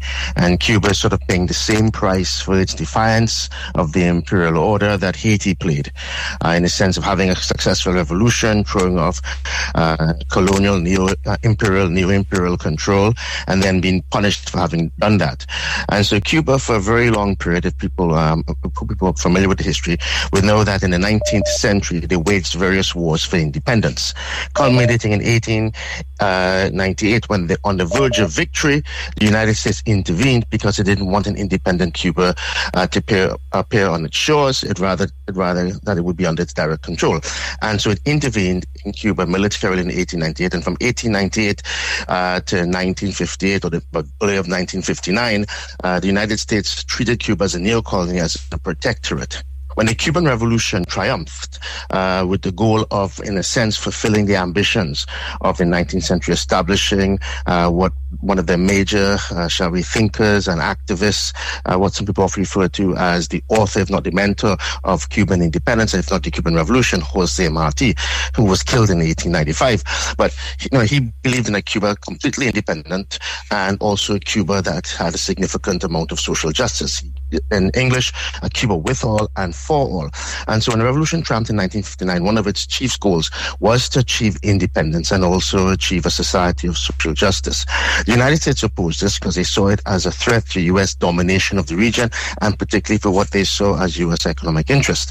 And so when Cuba nationalized industries, which is legitimate under international law, it offered compensation, as it was required to do, to every single foreign investor.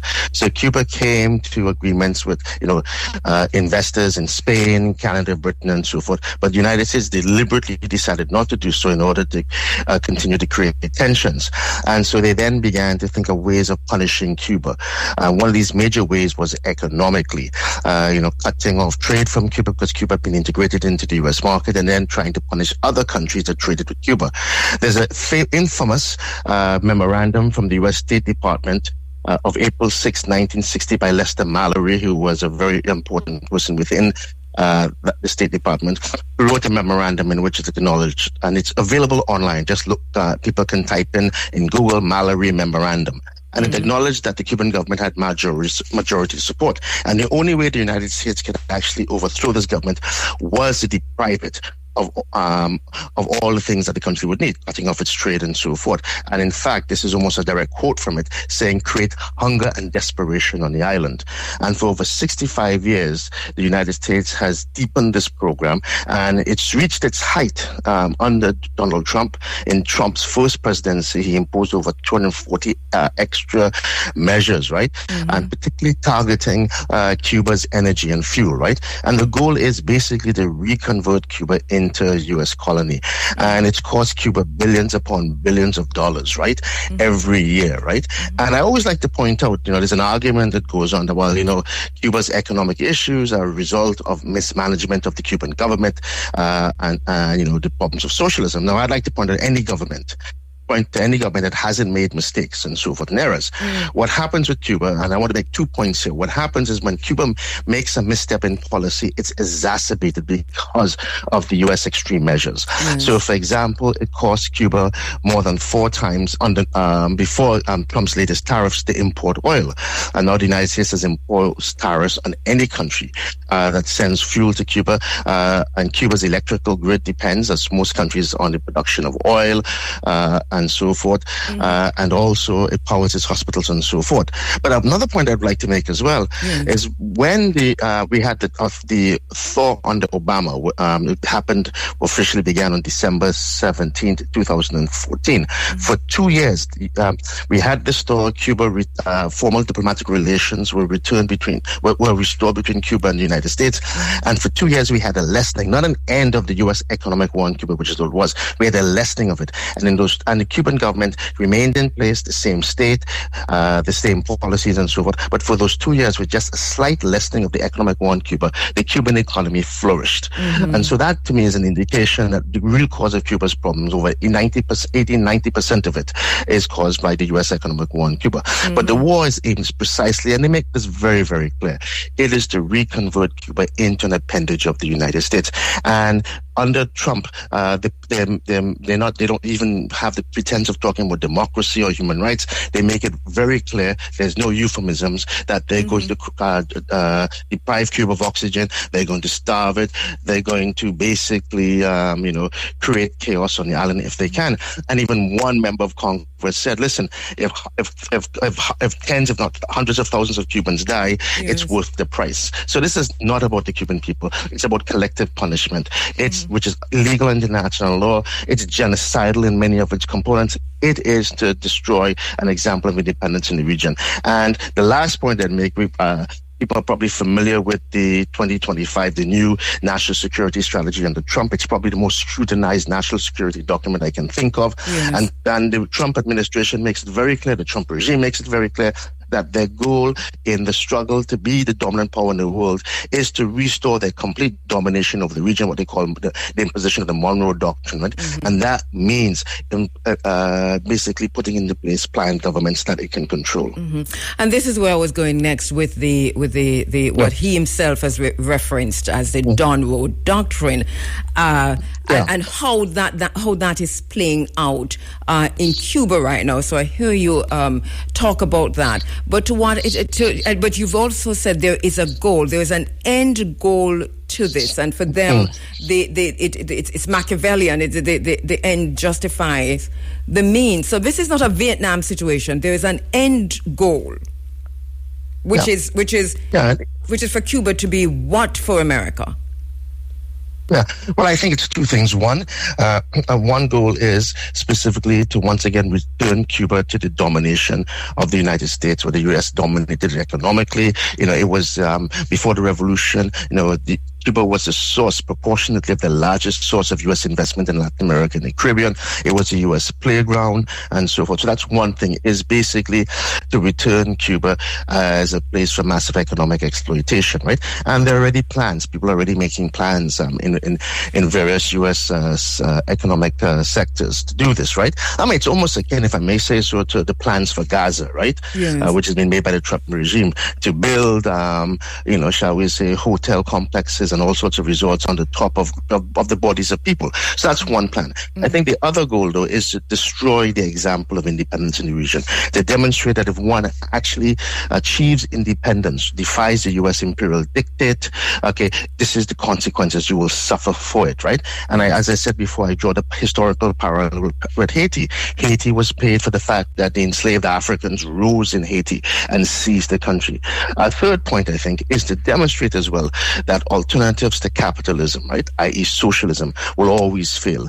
And every revolutionary, every emancipatory project that has emerged has always been under siege, right? Yes. I can think of everything from Ghana, under Nkrumah, Angola, Mozambique, what happened to Nicaragua, what happened to Grenada, and so forth. Whatever mistakes these projects may have made, and there are others I could have mentioned. Jamaica under Michael Manley. Under Michael Manley. Yes. We think of the destabilization, right, that occurred in Jamaica under Manley and so forth. Yeah. All of these projects, whether they outrightly challenge in revolutionary ways or at least try to negotiate better terms, right, especially from the global south, have always ended up destabilized, under siege. And this is, I think, Cuba represented the example of that. There's a famous sort of document that emerges from in the Kennedy administration in the early 60s, and which one of Kennedy's advisors, I think it was Schlesinger, wrote that Cuba provides, and I'm sort of paraphrasing here, the unhealthy example that a country, unhealthy from the U.S. perspective, that a country could actually take control of its destiny, right? And it's written about that, right? And so Cuba represented a fundamental defiance. So I think this is what this is about. It's about punishing defiance, right? That you can be free somehow of U.S. dictate, but it also wants to demonstrate to the rest of the world, look what happens to you. This is the cost you will pay. And also to demonstrate to people, particularly in the United States, when we think of what's unfolding in the United States. So I think we have to connect it to the domestic, the mass movements that have developed, right? Challenging the state, right? The fact that the word socialism, whatever people may think about it, the word socialism is no longer an anathema. It's no longer the, shall we say, the boogie word, right? Or the jumbie word, as we would say, in the United States, right? It's no longer that, right? People are thinking about alternatives to the economic system. And Cuba is an example of at least in people's minds, of socialism. So we can demonstrate that alternatives to the existing economic and social system that exists predominantly in the rest of the world, this imperial capitalism, if I use that term, will always fail. Okay, Cuba is now shown as an example of that. But Cuba is resisting, right? Yes. The Cubans have always been incredibly resilient. They're resisting. One of the things they can do with their system is they can attempt to spread the pain of what's happening and to equally to ration the limited goods that they have. So, for example, electricity and obviously and energy is one of their major Achilles heels. So one of the things they're doing is distributing the blackouts, what they call apagodes, across the island. So everybody has at least some electricity to distribute the limited goods that they have, right? All right, can you, I'm sorry to interrupt. I'm going to come back to the resistance. Can you hold for me? Let me tell Professor Saini, just before we went to the break, and my apologies, it was kind of a long one, but thank you so much for staying with us. You talked about the resistance and how Cuba is resisting. Before we go back to that, give us an idea of, as far as you know, of what's happening on the ground, how this blockade is impacting Cuba, because this blockade, there's a U.S. blockade, as if you've pointed out, on Cuba for many, many, many decades. And you also said, so they've taken it now to another level. How is this level impacting things on the ground for Cuba? And then let's talk about the resistance. Yeah. Well, the economic war that the United States is waging in Cuba is having a significant impact. In terms of energy, the lack of oil, Cuba is now having extended blackouts right across the country. I'm talking to friends in Cuba, people I work with, enduring things like 17 hours of blackouts. So you can imagine how this impacts on the island in terms of specifically, people trying to make sure that they keep their food fresh, obviously because of what happens with refrigerators and so forth. Transport has, basically in many cases now ground to standstill in some areas. We worry about hospitals, if people are on dialysis and so forth. So it's having an all-round effect because it's oil that makes energy, and we know how dependent we are on fuel for transportation and electricity across the world. Then there's the issue of the attack on tourism. Cuba has few natural resources, and tourism was one of the things they turned to in order specifically to generate foreign exchange, in order to buy the things they need, they import food and so forth. So some of these tourist resorts, right, are suffering from a lack of electricity, but it's important to understand that you have other tourist resorts, like, for example, Varadero, a major one, in which their electricity is provided by natural gas, Cuban natural gas. So they're doing okay and so forth. So these aspects, but it's the impact on the population as a whole. That's why it's collective population, right? It's really, in a sense, creating the chance where, for example, food grown on the farms in the rural areas won't be able to make it into the cities precisely because of a lack of fuel transportation. Garbage trucks obviously can't travel around to pick up the garbage, so garbage begins to accumulate. How that has an impact on people's health is obvious. How it has an impact on people's morale, right? Yes. So that's what specifically is happening in all of these aspects. The ability to import medicines, right? Cuba has a lauded healthcare system, not just in terms of the global south, but internationally, right? This will cost lives and so on. So it's all sided in terms of what the United States seeks to impose on Cuba. And I'd like to make a point as well that, all of these sanctions the United States uses and imposes in other countries is sort of monitored through what's called the Office of Foreign Asset Control. It's a special office in the United States government to do this, right? And more people are assigned, and this is true, to actually monitor and persecute and every single transaction that Cuba does than, for example, the so-called U.S. fight against terrorism and so forth. They're so determined, they're so obsessed, right, with punishing Cuba for merely asserting its right to self-determination, the right to control its own destiny, that they're willing to expand inordinate amounts of resources to make sure Cuba can trade with the rest of the world. And what Trump has done, as we pointed out, is Trump has made it very overt, very clear.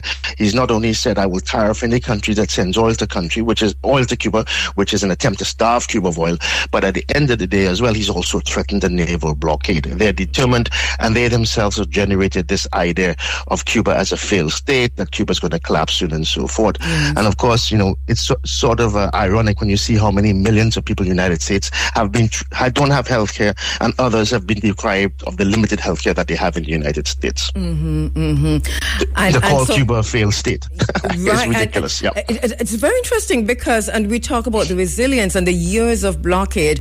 Russia has been under sanctions for years and years and years, obviously a different situation.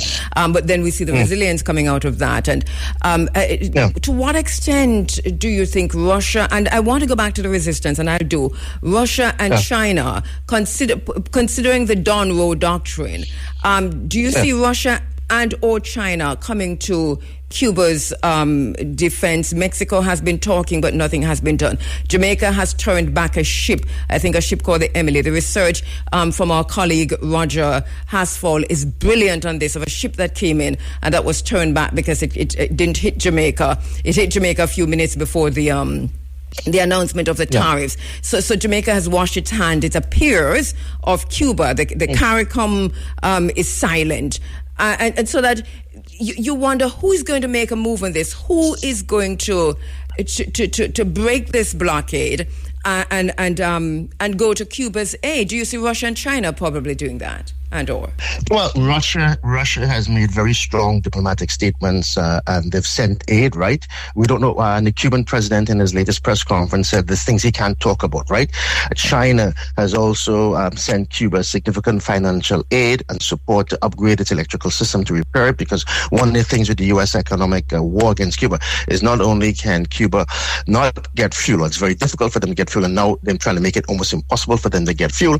It's also you can't import parts to repair it because, the U.S. will sanction countries that engage in trading with Cuba. So China's provided a significant amount of support in terms of upgrading the electrical grid, as well as providing over 60,000 tons of rice to Cuba. Vietnam has stepped forward. Other countries are coming forward, not only diplomatically, but also in concrete ways. But obviously, one of the things is that sometimes, the Cubans can't say exactly what other countries are doing, because this then opens up these countries to persecution, opens up these things to U.S. sabotage, right, as well, right? So countries are speaking out. Claudia Scheinbaum, who's a president of Mexico has basically come out and said, in fact, there's supposed to be a ship going to Cuba either today or tomorrow, right? Okay, with humanitarian aid. And she's committed to finding ways to send oil to Cuba. Russia said it will send oil to Cuba as well, right? So the international community, in a sense, has come out with a tremendous chorus, right? Condemning this economic blockade. But, we've made the point, some of us were writing that there's a time to go beyond rhetoric. We need concrete action. We need people to defy the economic war and so forth. Yes. Now, when it comes to CARICOM and it comes to, Jamaica or what have you, okay, in particular, because I remember this story, we were all stunned and very upset that I think it was a tanker coming in for liquid natural gas, because that's how Cubans cook, right? Yes. And, that the tanker was turned back and so forth. It upset a lot of people, but it's what CARICOM is doing. And as someone, who grew up in Trinidad and Tobago, who believes so much in Caribbean unity, it really upsets me as well as other people as well. And of course, CARICOM is shall we say, caving into the pressure of the great imperial giant, right? Okay, that has threatened them and so forth. But, I sort of think of what Cuba has done for the Caribbean, the doctors it's trained, the support it's provided, right? And in terms of Jamaica, even a help in trying to assist them with imposing sustainable ways of energy, like the replacement of the light bulbs, remember correctly, and so forth. So as the great Norman Govan, and who was a son of Jamaica, Norman Govan, and who was a good friend of mine, said, he said that the world owes Cuba unpayable debt. It's unpayable because of what Cuba's done in terms of its doctors, what Cuba did in supporting national liberation struggles and so forth. What Cuba's done, particularly in the Caribbean, of training so many students right across the Caribbean and so forth. And the CARICOM needs to rise to the occasion, right? It needs to rise precisely because are we going to simply be vassals of the United States with no independence? Are we going to betray the long history of independence struggles that the Caribbean has, particularly the legacy of the numerous revolts against enslavement and so forth, right? There's that historical debt that we owe, right? And, CARICOM has been very disappointing. People have been quiet, and I think it's because the United States has threatened them and so forth. But I think when it comes to CARICOM as well, as Hurricane Melissa and other hurricanes have demonstrated, we are so vulnerable to climate change, right? And Cuba actually is one of the most innovative countries in trying, as an island nation, to wrestle with climate change. They have a plan until 2100. In English, it's called Cuba's Life Task. Okay, there's a very good documentary about this online. Just people can type it in, called Cuba's Life Task. It's done by Helen Yaffe, a friend of mine, a colleague who's an exceptional student of Cuba. She teaches at the University of Glasgow, and they produce a documentary called Cuba's Life Task. And it sort of documents in an hour or so what Cuba is attempting to do to 2100 to wrestle with climate change, right? As an example, right? And so I think, if we were to allow the United States to crush Cuba, it will have significant impacts on Caribbean independence. It will have significant impacts, more importantly, on the future, because there are things that Cuba has taught us. How can a small country with limited resources provide healthcare to everybody? How can they provide universal healthcare? How can they create a country that remains one of the safest in the region, right? How can they create a country that really looks to the future and is able to plan, to 2100, for example, right? 2 or 3 or 4 generations in the future to deal with this gargantuan task that we face called climate change, right? So, the United States is trying to snuff this all out as well, this example. And, but as I said before, the international community has condemned it. I think there's some concrete aid coming towards Cuba, but obviously the Cubans can't talk about it because the U.S. will try and sabotage that. But also on the ground, outside... The U.S. has an armada in the Caribbean waters just the same. So that is also another issue to consider. Boats are being blown up. Yes. Yeah. So it's a threat. I mean, this is like, when you return to the Monroe Doctrine, the people also talk about Teddy Roosevelt. He used to talk about, talk softly and carry a big stick. So Donald Trump speaks extremely crudely and loudly and is willing to beat people over the head with this big stick, right? Yes. And so I understand, it's the whole point. I understand the pressures CARICOM governments are under, right? One, will there be an invasion, right? And the U.S. has already shown through Venezuela they're willing to do that, right? And impose all sorts of costs. Yes. Then, of course, there's the fear that so many family members have so many Caribbean members of all these various Caribbean islands have family members in the United States. Will they be cut off if they can't get visas, right? Will they be able to see their children, their grandchildren, and so forth? So the U.S. is very malignly and maliciously using these interconnections, right, to put pressure on these governments. And, Caribbean islands have always been vulnerable, which is why I've argued in a piece, just before the attack on Venezuela, which happened, where I argued that, obviously our unity is what gives us our strength, right? And I still hope that a vision of a united Caribbean will continue to hold people's visions, right? Will continue to hold people's imaginations into the future, right? But the United States is threatening the entire world, and that's the terror of it all, right? And so people have to stand up. But countries like China, the United States, even Canada, for example. So I live in Canada, in Halifax, Nova Scotia, and even Canadians are feeling threatened because he's repeatedly talked about the 51st state, and the latest overtures by the Canadian Prime Minister to China were criticized by Trump, and Trump at one point, apparently somebody in his administration tweeted that they will never allow China to take over Canada and so forth. So Canadians themselves have actually become very upset and now see that defending the sovereignty of Cuba, the independence of Cuba, the self-determination of Cuba is in a sense defending Canadian independence and sovereignty. There's actually a parliamentary petition in Canada. So a parliamentary petition is different than an ordinary petition. It's actually a petition that has to be sponsored by a member of parliament.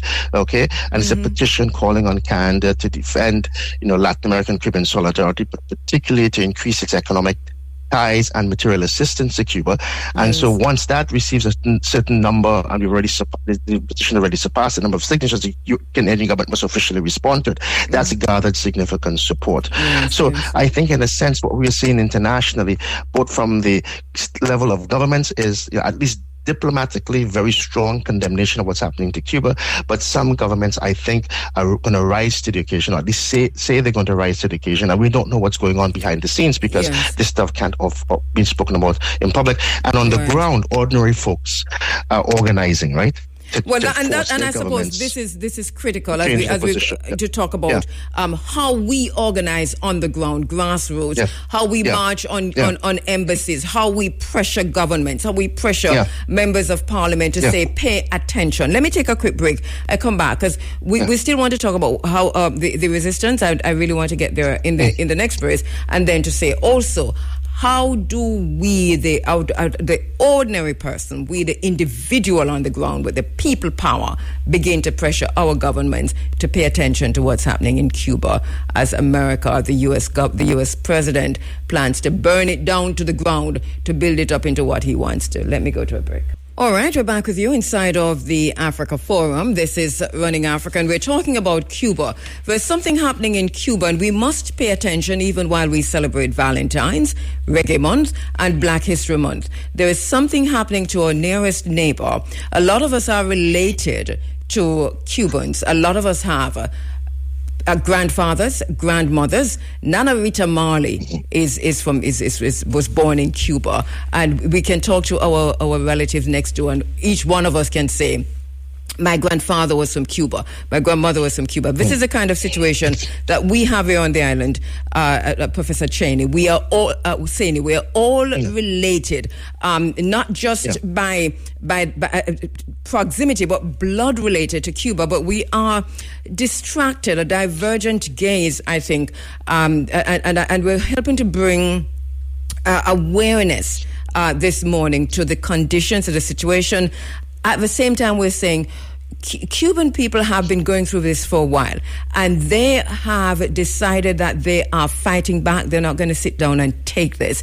We heard from the president. He said America's and Donald Trump's behavior is fascist. It is criminal. It is genocidal. And he has also said that he's bringing Cuba close to failing, using his words. And you've described to us just now the extent of the situation on the ground from what you're hearing.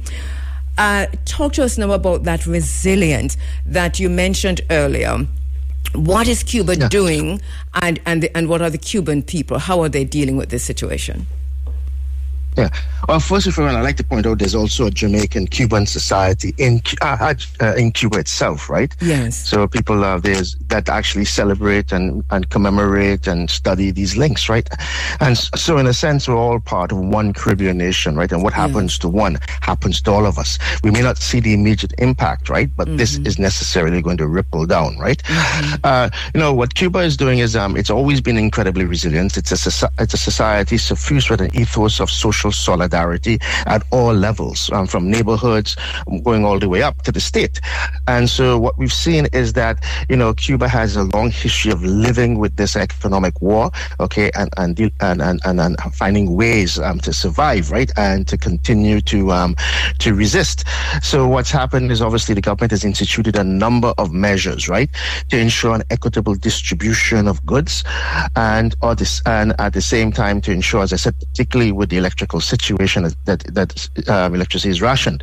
In terms of electricity, they've also embarked on a very ambitious, right, program to actually generate as much electricity as possible through renewable resources. So they're opening up solar energy parks, photovoltaic parks that generate energy through sunshine.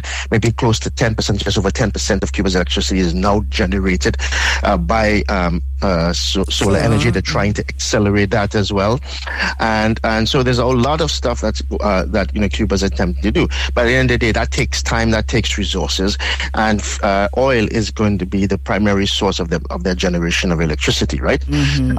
So there's one thing what's going on in the society to ensure that, one, we can equitably deal with this, and they can protect the vulnerable, right? The other point as well is that what's happened is that Trump's overt and very clear attacks on Cuba, attempt to destroy the Cuban Revolution and carry on this collective punishment, has ignited in Cubans and shall we say, invigorated the anti-imperialist spirit, right? They've been under this grind for over 65 years, and particularly in the last few years when Trump really accelerated the war on them, right? Made it truly hyper aggressive. But it's ignited this. So just recently, Cuba has an annual march that's been going on for 73 years to honor the birth of Jose Marti, Cuba's national hero. And thousands upon thousands, tens of thousands have participated in that, right? People on social media and elsewhere rededicating their commitment to the Cuban Revolution and so forth. Because Cuba has a deep history of resisting imperial control and rebelling against it. Cuba's history is replete with that, right? With the Cuban Revolution perhaps representing the apex of that resistance as well. And Cuba's also engaged, and they have a very able, very competent, perhaps the most able and competent, given the limited resources they operate on, diplomatic corps. And so Cuba's foreign minister, Bruno Rodriguez Parilla, is traveling in the Far East and to other countries, right? And showing up the support of these countries for Cuba, and I'm sure negotiating hopefully what will be concrete deals and so forth. So the resistance is there. There's this long anti-imperial tradition, right? Yes. Okay. And Cuba is also pointing out, and they've made this very clear, this is not just about Cuba. This is about the struggle for the region's independence as well, and for global independence, right? If the United States is able to succeed in crushing the Cuban Revolution, the consequences will be incalculable, right? For the region, not only in terms of independence and self-determination, but the idea of actually carrying on development, right? Development in which that serves the people as opposed to serving the billionaire oligarchy that runs the United States and so forth. So there's a lot of stuff going on inside Cuba. They've released plans and so forth. And also they continue, to digitalized. There's a hospital that was digitized and so forth, and all of these and a whole number of other things to carry the country forward. But the goal now is focused on survival. And in fact, as the Cuban president said, every day that the Cuban Revolution survives is a victory, because it's facing the most powerful military and economic power that's ever existed in human history. And then the other point to bear in mind too is when people have done polls of the United States, right? Okay, the United States citizens, the vast majority oppose a military intervention in Cuba and also oppose the economic war against Cuba. They would like the normalization of domestic politics, what will happen in the U.S. midterms, right? And we see a number of by-elections that the Republicans would normally win, that Trump carried by, double digits, right, in the last presidential election, right? Okay, just happened recently, right? We see Democrats winning this, right? Now, the Democrats, some of them have spoken out, some of them haven't spoken out, right? Because the war on Cuba has always been a bipartisan policy in the United States. But we see a growing sentiment in the United States among the citizens against the kind of economic and political system they have that's generating mass immiseration, impoverishment, and tremendous levels of inequality, who are now connecting it that the U.S. foreign policy abroad is which is so hyper aggressive and imperialist, also brings costs to them at home, because how else are they going to finance? Trump is talking about a $1.5 trillion U.S. military budget. The only way they can finance that is by gutting all of the social programs, gutting the rights of workers and so forth, by lowering wages and so on. So people are drawing these interconnections. So the resistance for Cuba, obviously on the island, right? The people are resilient. Obviously the goal of the United States is to wear them down. It's to generate, as Mallory said, in that infamous April 6, 1960 memorandum, which has really been sort of the model, the framework, right? Laid out the architecture of this economic war to generate hunger and desperation, right? But the Cubans are resisting, right? And I think some members of the international community are coming to the, shall we say, to their aid, right? That's of course to be seen. As I said before, they can't talk about this openly because the United States will intervene to stop those measures. Hold one sec for me, please. Safe, reliable, great value. Always buy from an authorized IGL dealer. The time by IGL is 7:47. You're inside of the Africa Forum, and we're speaking with Professor Isaac Saini. We're talking about the situation in Cuba. Of course, it's an urgent situation, and we have, I think, a responsibility and to honor Cuba. As we speak, there are Cuban doctors in our hospitals, Cuban nurses in our hospitals all across Jamaica. Professor Cheney, there is this school of thought, and so many persons have been talking about this, that as long as Marco Rubio is Secretary of State, that the U.S. will take this to the nth degree, as we saw, even to the point of what happened in Venezuela, but that the difference might be that they will not keep or want to keep a socialist government in place. What's your thinking on this? Yeah, I mean, I think the goal is simply, to basically overthrow the entire Cuban government and its state system, to reimpose dependent capitalism dominated by the United States. And Marco Rubio, Trump has said that he'd be a great president of Cuba, right? I mean, he's obviously going to be deeply unpopular. But of course, people talk about the fact that, there's a whole debate by many people. What drives the U.S. war against Cuba? Is it this rabid anti-Cuba Miami crowd with people like Marco Rubio and so forth? Rubio himself, liked to portray himself as a victim of, as you say, the Castro government, right? But it turned out his parents actually had left Cuba during the Fulgencio Batista dictatorship, which was supported by the United States. So he's created all sorts of myths and fallacious things about his past. The point is, at the end of the day, there seems to be a coincidence here of people like Marco Rubio with long-term interests of the United States, right? The U.S., it was during the Obama administration, right? Even as they had this rapprochement in Cuba, that they talked about a pivot to Asia, and it was under Biden that Blinken, who was then the Secretary of State, said the struggle against China, because China has emerged as the chief economic rival and competitor to the United States, right? That the front line of struggle against China was in Latin America because of so much Chinese investment, right? And so I think this is part and parcel of a coincidence of the rabid nature of the anti-Cuban exile community in Miami, and people like Marco Rubio, who have delusions of grandeur about what their rule would be in a future world. And he, obviously, given his previous criticisms of Trump when he was running against him and so forth, he's willing to accommodate himself to Trump in order to achieve this. And so people often think of Trump as being the bull in the China shop, that Rubio is pulling with a ring through his nose, controlling him and so forth. But, the U.S. long-term interests, and war against Cuba predated the influence of the anti-Cuba mafia, right, that exists, right, and so on. But it's clear that personality does play a role in all of this. Trump is a malignant narcissist, right?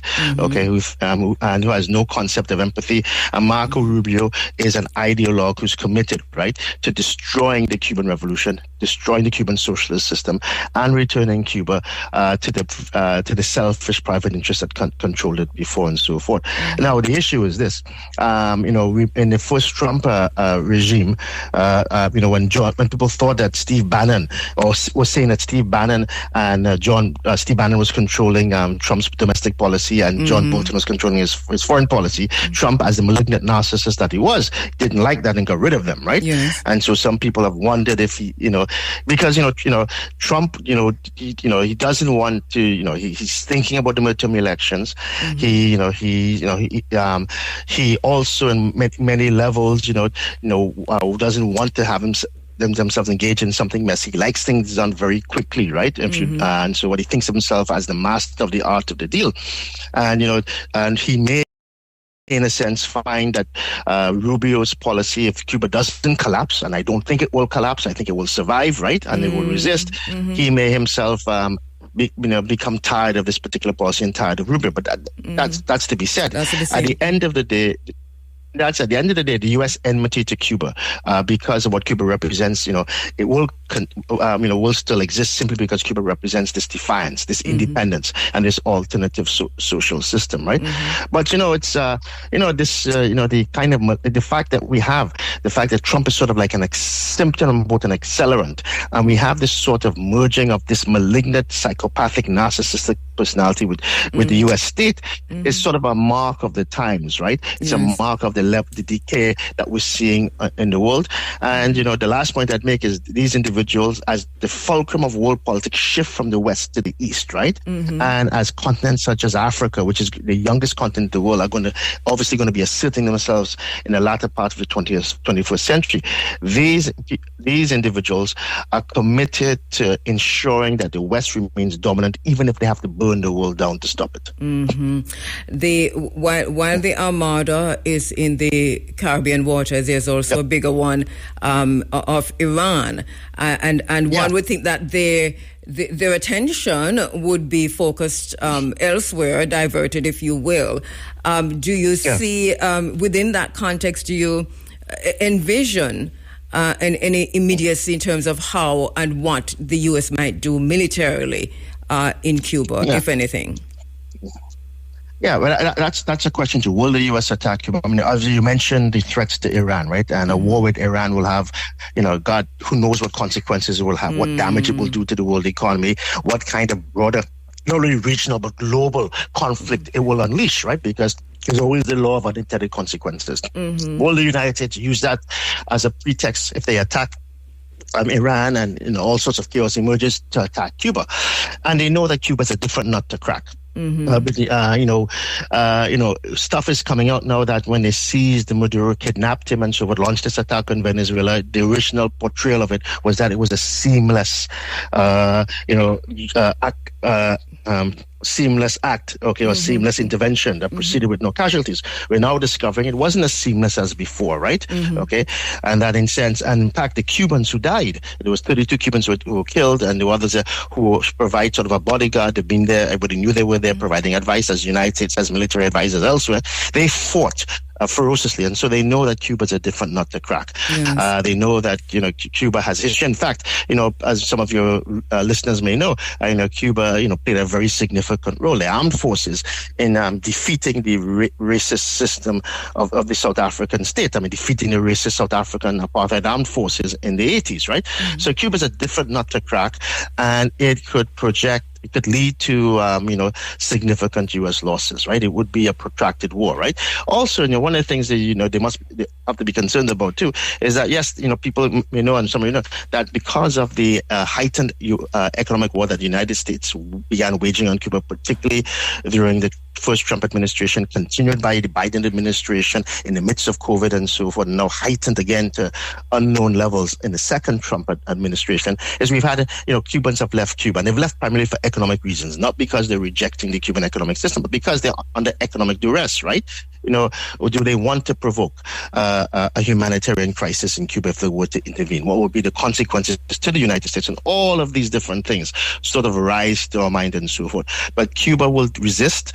Cuba has a history of resisting, and the United States knows. And all these articles appear in the U.S. media, knowing that Cuba will be a very difficult nut for Cuba, for the United States to crack, simply because they know that the Cubans have a doctrine of war of the entire people, okay, which is everybody is prepared to resist. And, at the end of the day, is the U.S. prepared to pay that price? They like to have easy victories, right?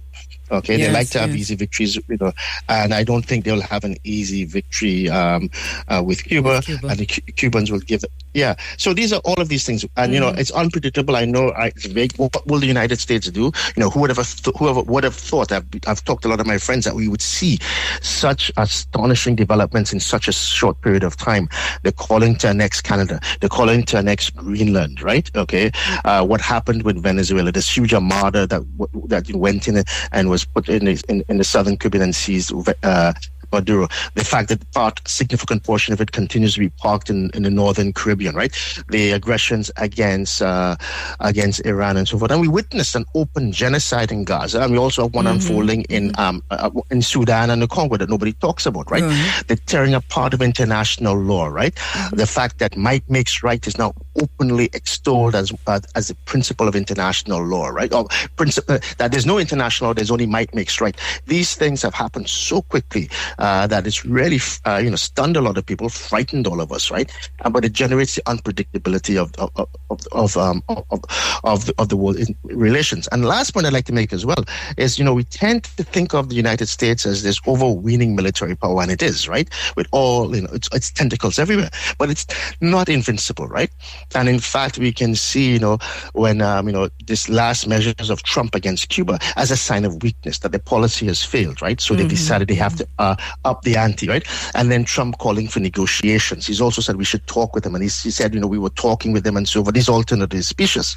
And the Cubans have always said, as they've always said at Trump the revolution, they're open for discussions, they're open for dialogue, right? As equals, right? Okay, and that in a sense, as long, Cuba preserves its right to self-determination and sovereignty, right? So the fact that Trump has talked about these things, right, and that we need to talk with Cuba, Cuba needs to strike a deal, is in a sense a sign of that, maybe not of weakness, if people don't see it as a sign of U.S. imperialist weakness, a sign that the U.S. imperialism cannot always get, despite its incredible technological superiority, its military preponderance, its economic might, it can't always get its own way, right? And so forth. And the Cubans have resisted. Yeah. We are going to leave it there. Thank you so much, Professor Isaac Aseni. You have really helped us to understand the issues in Cuba, and also, I think, really lit a fire under us that we have to do much more here in Jamaica on the ground. I think as individuals, what we do, we'll see that tomorrow, I'm quite sure. Thank you so much again, and we'll keep in touch with you on this. Yeah, thank you. And I encourage Jamaicans to pressure the government and to participate in all the activities in support of Cuba. Thank you so much, my brother. Our brother there, Professor Isaac Aseni. And he's a professor of Black Studies and Cuba specialist and coordinator of the Black and African Diaspora Studies program at Dalhousie University. Holds a PhD in history from the School of Oriental and African Studies, University of London. His research interests are Cuba, international political economy, race and racism, etc. And we're going to be talking about Cuba later on this morning, again, around closer to 8:35 hour. But in between that, we are going to be talking to Pan-African Attorney at Law, Bert Samuels, after the break, because there is a situation that we have to pay attention to here in Jamaica. We cannot ignore it. It is going to burst out big and nasty and dirty. We cannot ignore that there was a scientific research done in Jamaica on Jamaican children and also on elite athletes, and that it was funded to a large extent by Jeffrey Epstein. And my own research, and I'm telling you about some serious lack of sleep research, has shown me that Jeffrey Epstein has been got an invitation to come to Jamaica to see the research in motion, and that he did accept the invitation. And I have, through the FBI files, documentary information that he did come more than once. All of that in the FBI files. A quick break. All right, going to the phone lines where Pan-African attorney at law Bert Samuels is standing by. Bert, good morning. Thank you so much for joining us, Bert, at this hour. Morning, my sister. Morning to your listeners all over the world. I'm going to play just maybe a minute. This is 13 minutes long, but I'll just play a minute of this TED Talk given by a researcher in Jamaica. The research was conducted on elite athletes and students here in Jamaica, partially funded by Jeffrey Epstein.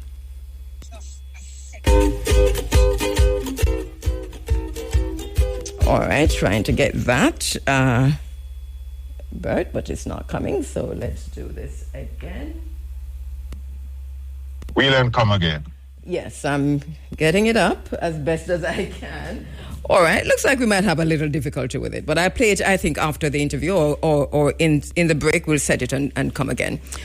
So what we have, let me just go quickly to this. And let me say also that I invited this morning Bruce James from MVP to be part of this discussion. And he says he told my broadcast assistant, Vivian, that he doesn't do interviews on Sundays. Okay. So he's not here, but he was invited to participate. All right, so let me just quickly go through what we have, what we know. Documents indicate, and these are documents that I've seen, that Jeffrey Epstein partially, to a large extent actually, funded an academic research project linked to a proposed Jamaican visit by Epstein in Jamaica. We're not saying that funding is a crime. We're not saying funding is an accusation. And we are not accusing anybody of anything. But funding does create influence and access. The research, knee symmetry, was done from 1996 over a period of decades. It started in 1996, and my own research tells me that I'm not sure if it is finished yet. Quite a few papers have been published. It also included elite athletes, and the elite athletes have been named Usain Bolt, Shelley Fraser Price, Elaine Thompson, Asafa Powell, Nesta Carter, Johan Blake. I'm not quite sure if I'm leaving out anyone. The funding, of course, is newsworthy, so we're asking these questions. How was the research funded? Through which institutional channels? What oversight and ethics approvals applied, and what safeguards and documented and were enforced? Now, my thing on this is, because my research has shown me that Epstein himself was informed every step of the way. I mean, almost it looks like a weekly basis on what was happening with this research. And because he was invited to Jamaica, and he said that he would come, and my research has also found that he did come more than once. We have a check that the money is paid to the civil aviation, but we have more than that. We have the FBI and the CIA doing a proper investigation, and all of the documented flight details are involved in those documents that are in the FBI files, and they show Epstein coming into Jamaica at least 7 times over that period. As an attorney, what? And last week you sent us information, and I read it on air, to say that you have a concern, and there are certain issues that you would raise. What are some of these issues as an attorney that are red flag issues to you, and what would you raise?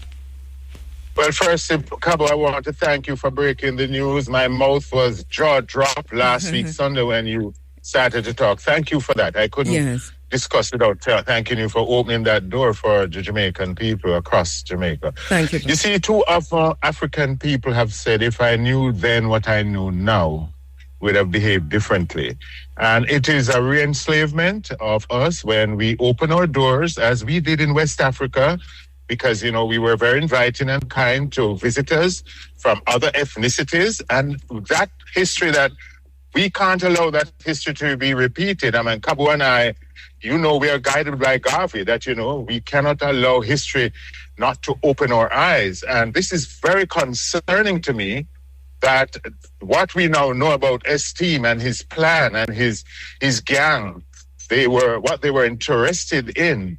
Now that we know, I think there should be a commission of inquiry into what interference with our people took place during these studies, because they have the blood of Bolt, they have the blood of Asafa, and we hear that genetic engineering is something that they are now going to use those samples. So we want to know, where is the blood of Asafa, the blood of Bolt, and those people. We want to track down those, because they have a proprietary interest. Jamaica and the individual athletes have a proprietary interest in what has become of their body fluids. That's the first thing. So this commission of inquiry, I think that we need for people to just speak the truth about what happened. You said that funding, you know, gives you access, and that's frightening. You know, the access to Africa has led us to be over here. That's why we're here. That's how we reached Jamaica, because we gave open doors and access. And I'm not saying that's far-fetched. You and I see a connection between our history and our present. I am maybe too emotional about this, but there's always a connection between my history and my present. And this is not something to be glossed over. We must get a commission of inquiry where we have experts from Jamaica and those who are helping to open the Pandora box that is marked Big Esteem on it. We need an investigation. And there's so much information out there, Bert. Granted, the investigation in terms of looking at the documents, the 3 million pages dumped by the DOJ, that you have to go many places, and you really do have to do a cross-reference and triangulation. And imagine my shock when I discovered, first of all, a check that suggested that a private plane, this was found in Epstein's documents, that a private plane landed around the time that he said he would come into Jamaica. I left that for a while, but imagine my shock when I did a cross-reference and found tucked away in the FBI files, and this is an active investigation all the way up to 2023, that tucked away in those files are records of Jeffrey Epstein coming into Jamaica more than once, landing in Montego Bay. The question is, where did he go? And who did he meet with?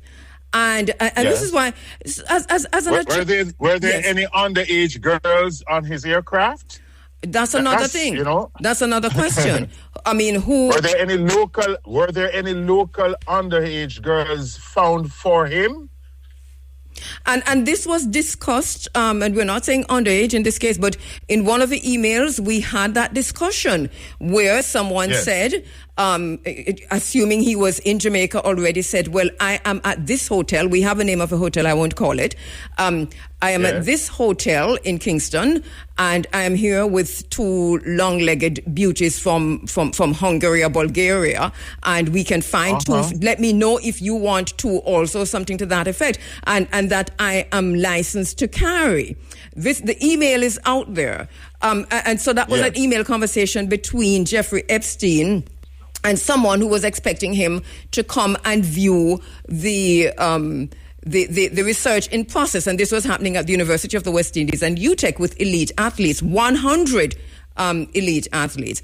So we're not saying that the funding is wrongdoing. We are not saying that the elite athletes even knew what was happening. But what was the process? What we know now.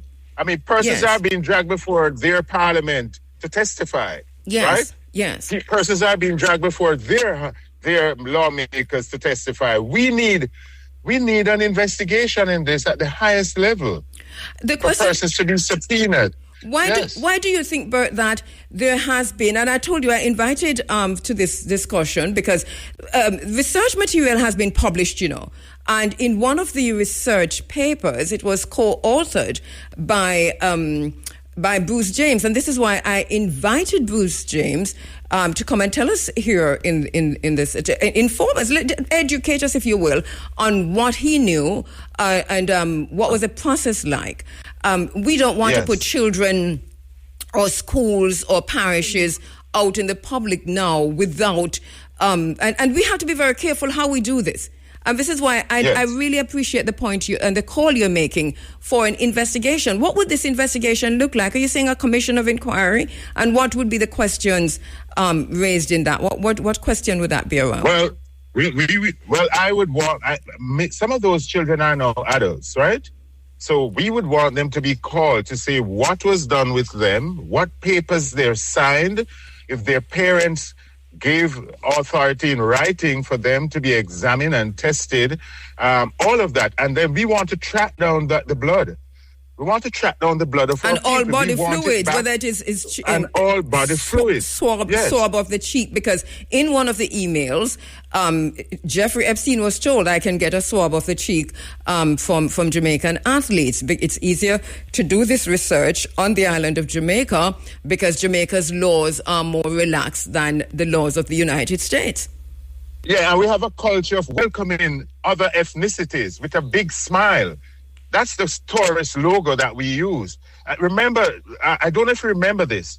When Bolt was doing all that he was doing, he was attacked. Firstly, for too much gymnastics on the track. Yes. And then they wanted to say that his limbs were so long that he was unfair competition. Yes. And he shouldn't be allowed to compete because of his African stature of height that we came over here on with and our resistance. They went after Bolt in a personal way. Yes. Until the Olympic authorities found that he was a big attraction for crowds and they backed off. So he has been attacked from several ways, but this is bio attack on our athletes. They want to know why we run so fast. Right? They want to know why we run so fast. They weren't down here 200 years ago where we had to escape by running. So our history is passionate when it comes to our athletic prowess. It's part of our survival. And they want to clone us. They want to clone someone from another race and this is what they can go to the Olympics in 30 years' time and they begin to beat us when we don't know that it is us running rather than them. And what's interesting about that is that these things were discussed in the emails. Eugenics discussed in the emails. In one of the emails, one of the researchers said, we're looking for elite human samples. Jeffrey Epstein talked a lot and had many, many conferences with top scientists, evolutionary biologists, eugenicists, you name it, physicists and so on, about creating that elite human being.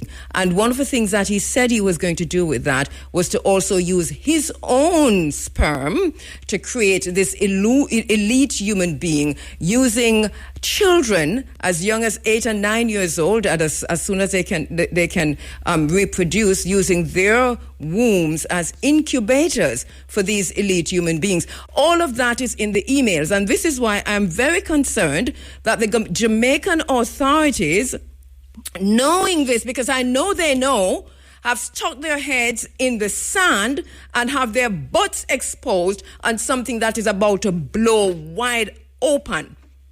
What happened in Jamaica?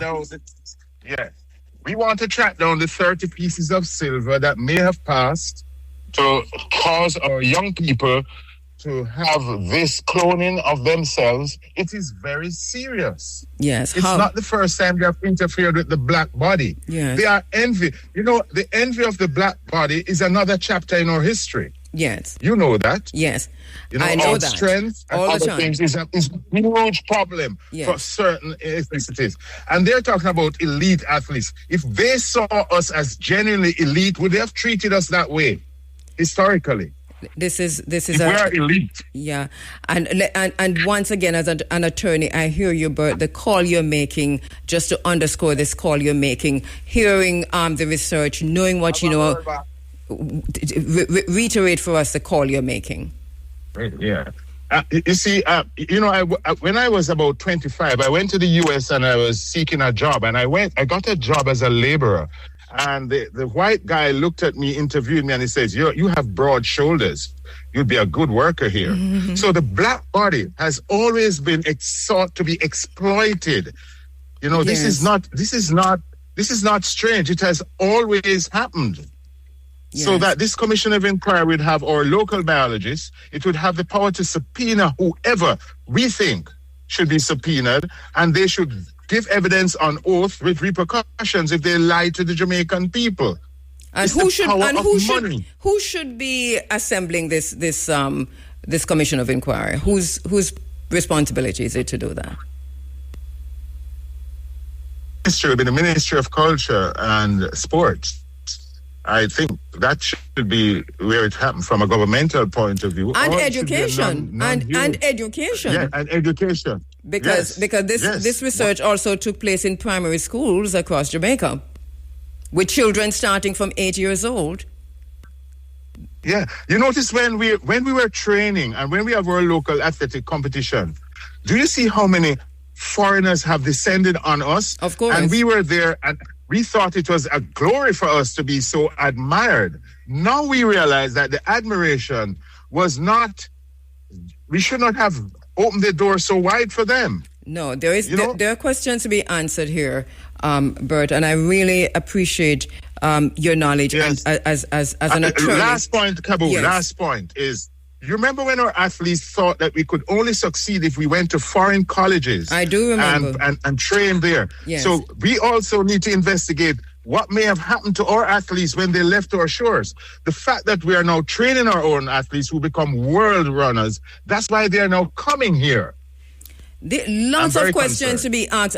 So true am I. Of questions. I am going to keep on this. As I said before, I have all the documented information regarding Epstein's visits to Jamaica, and that I can turn over because I've already done the research, but it is in the FBI files and you can do it government to government, but I can turn it over if you wish. Thank you so much, Bert Samuels. Thank you again for exposing this one.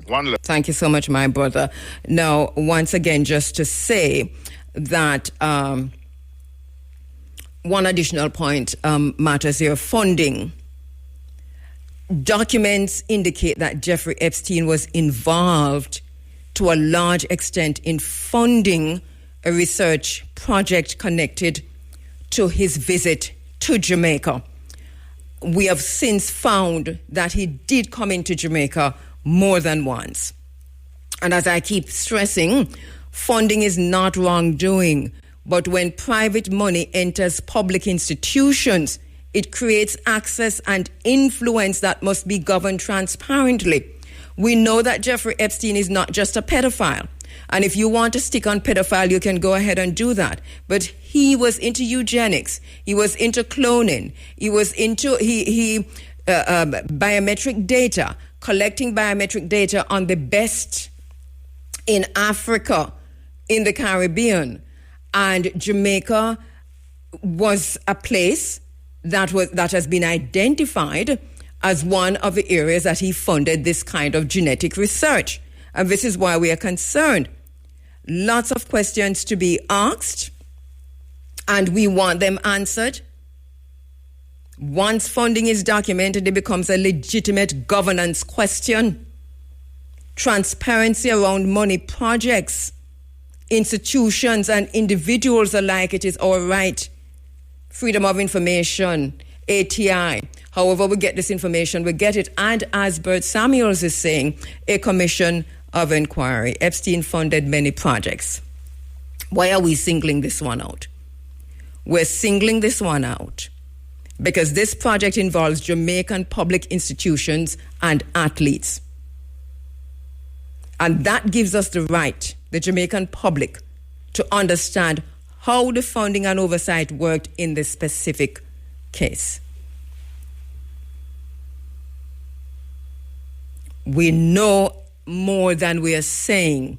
The research has shown something frightening.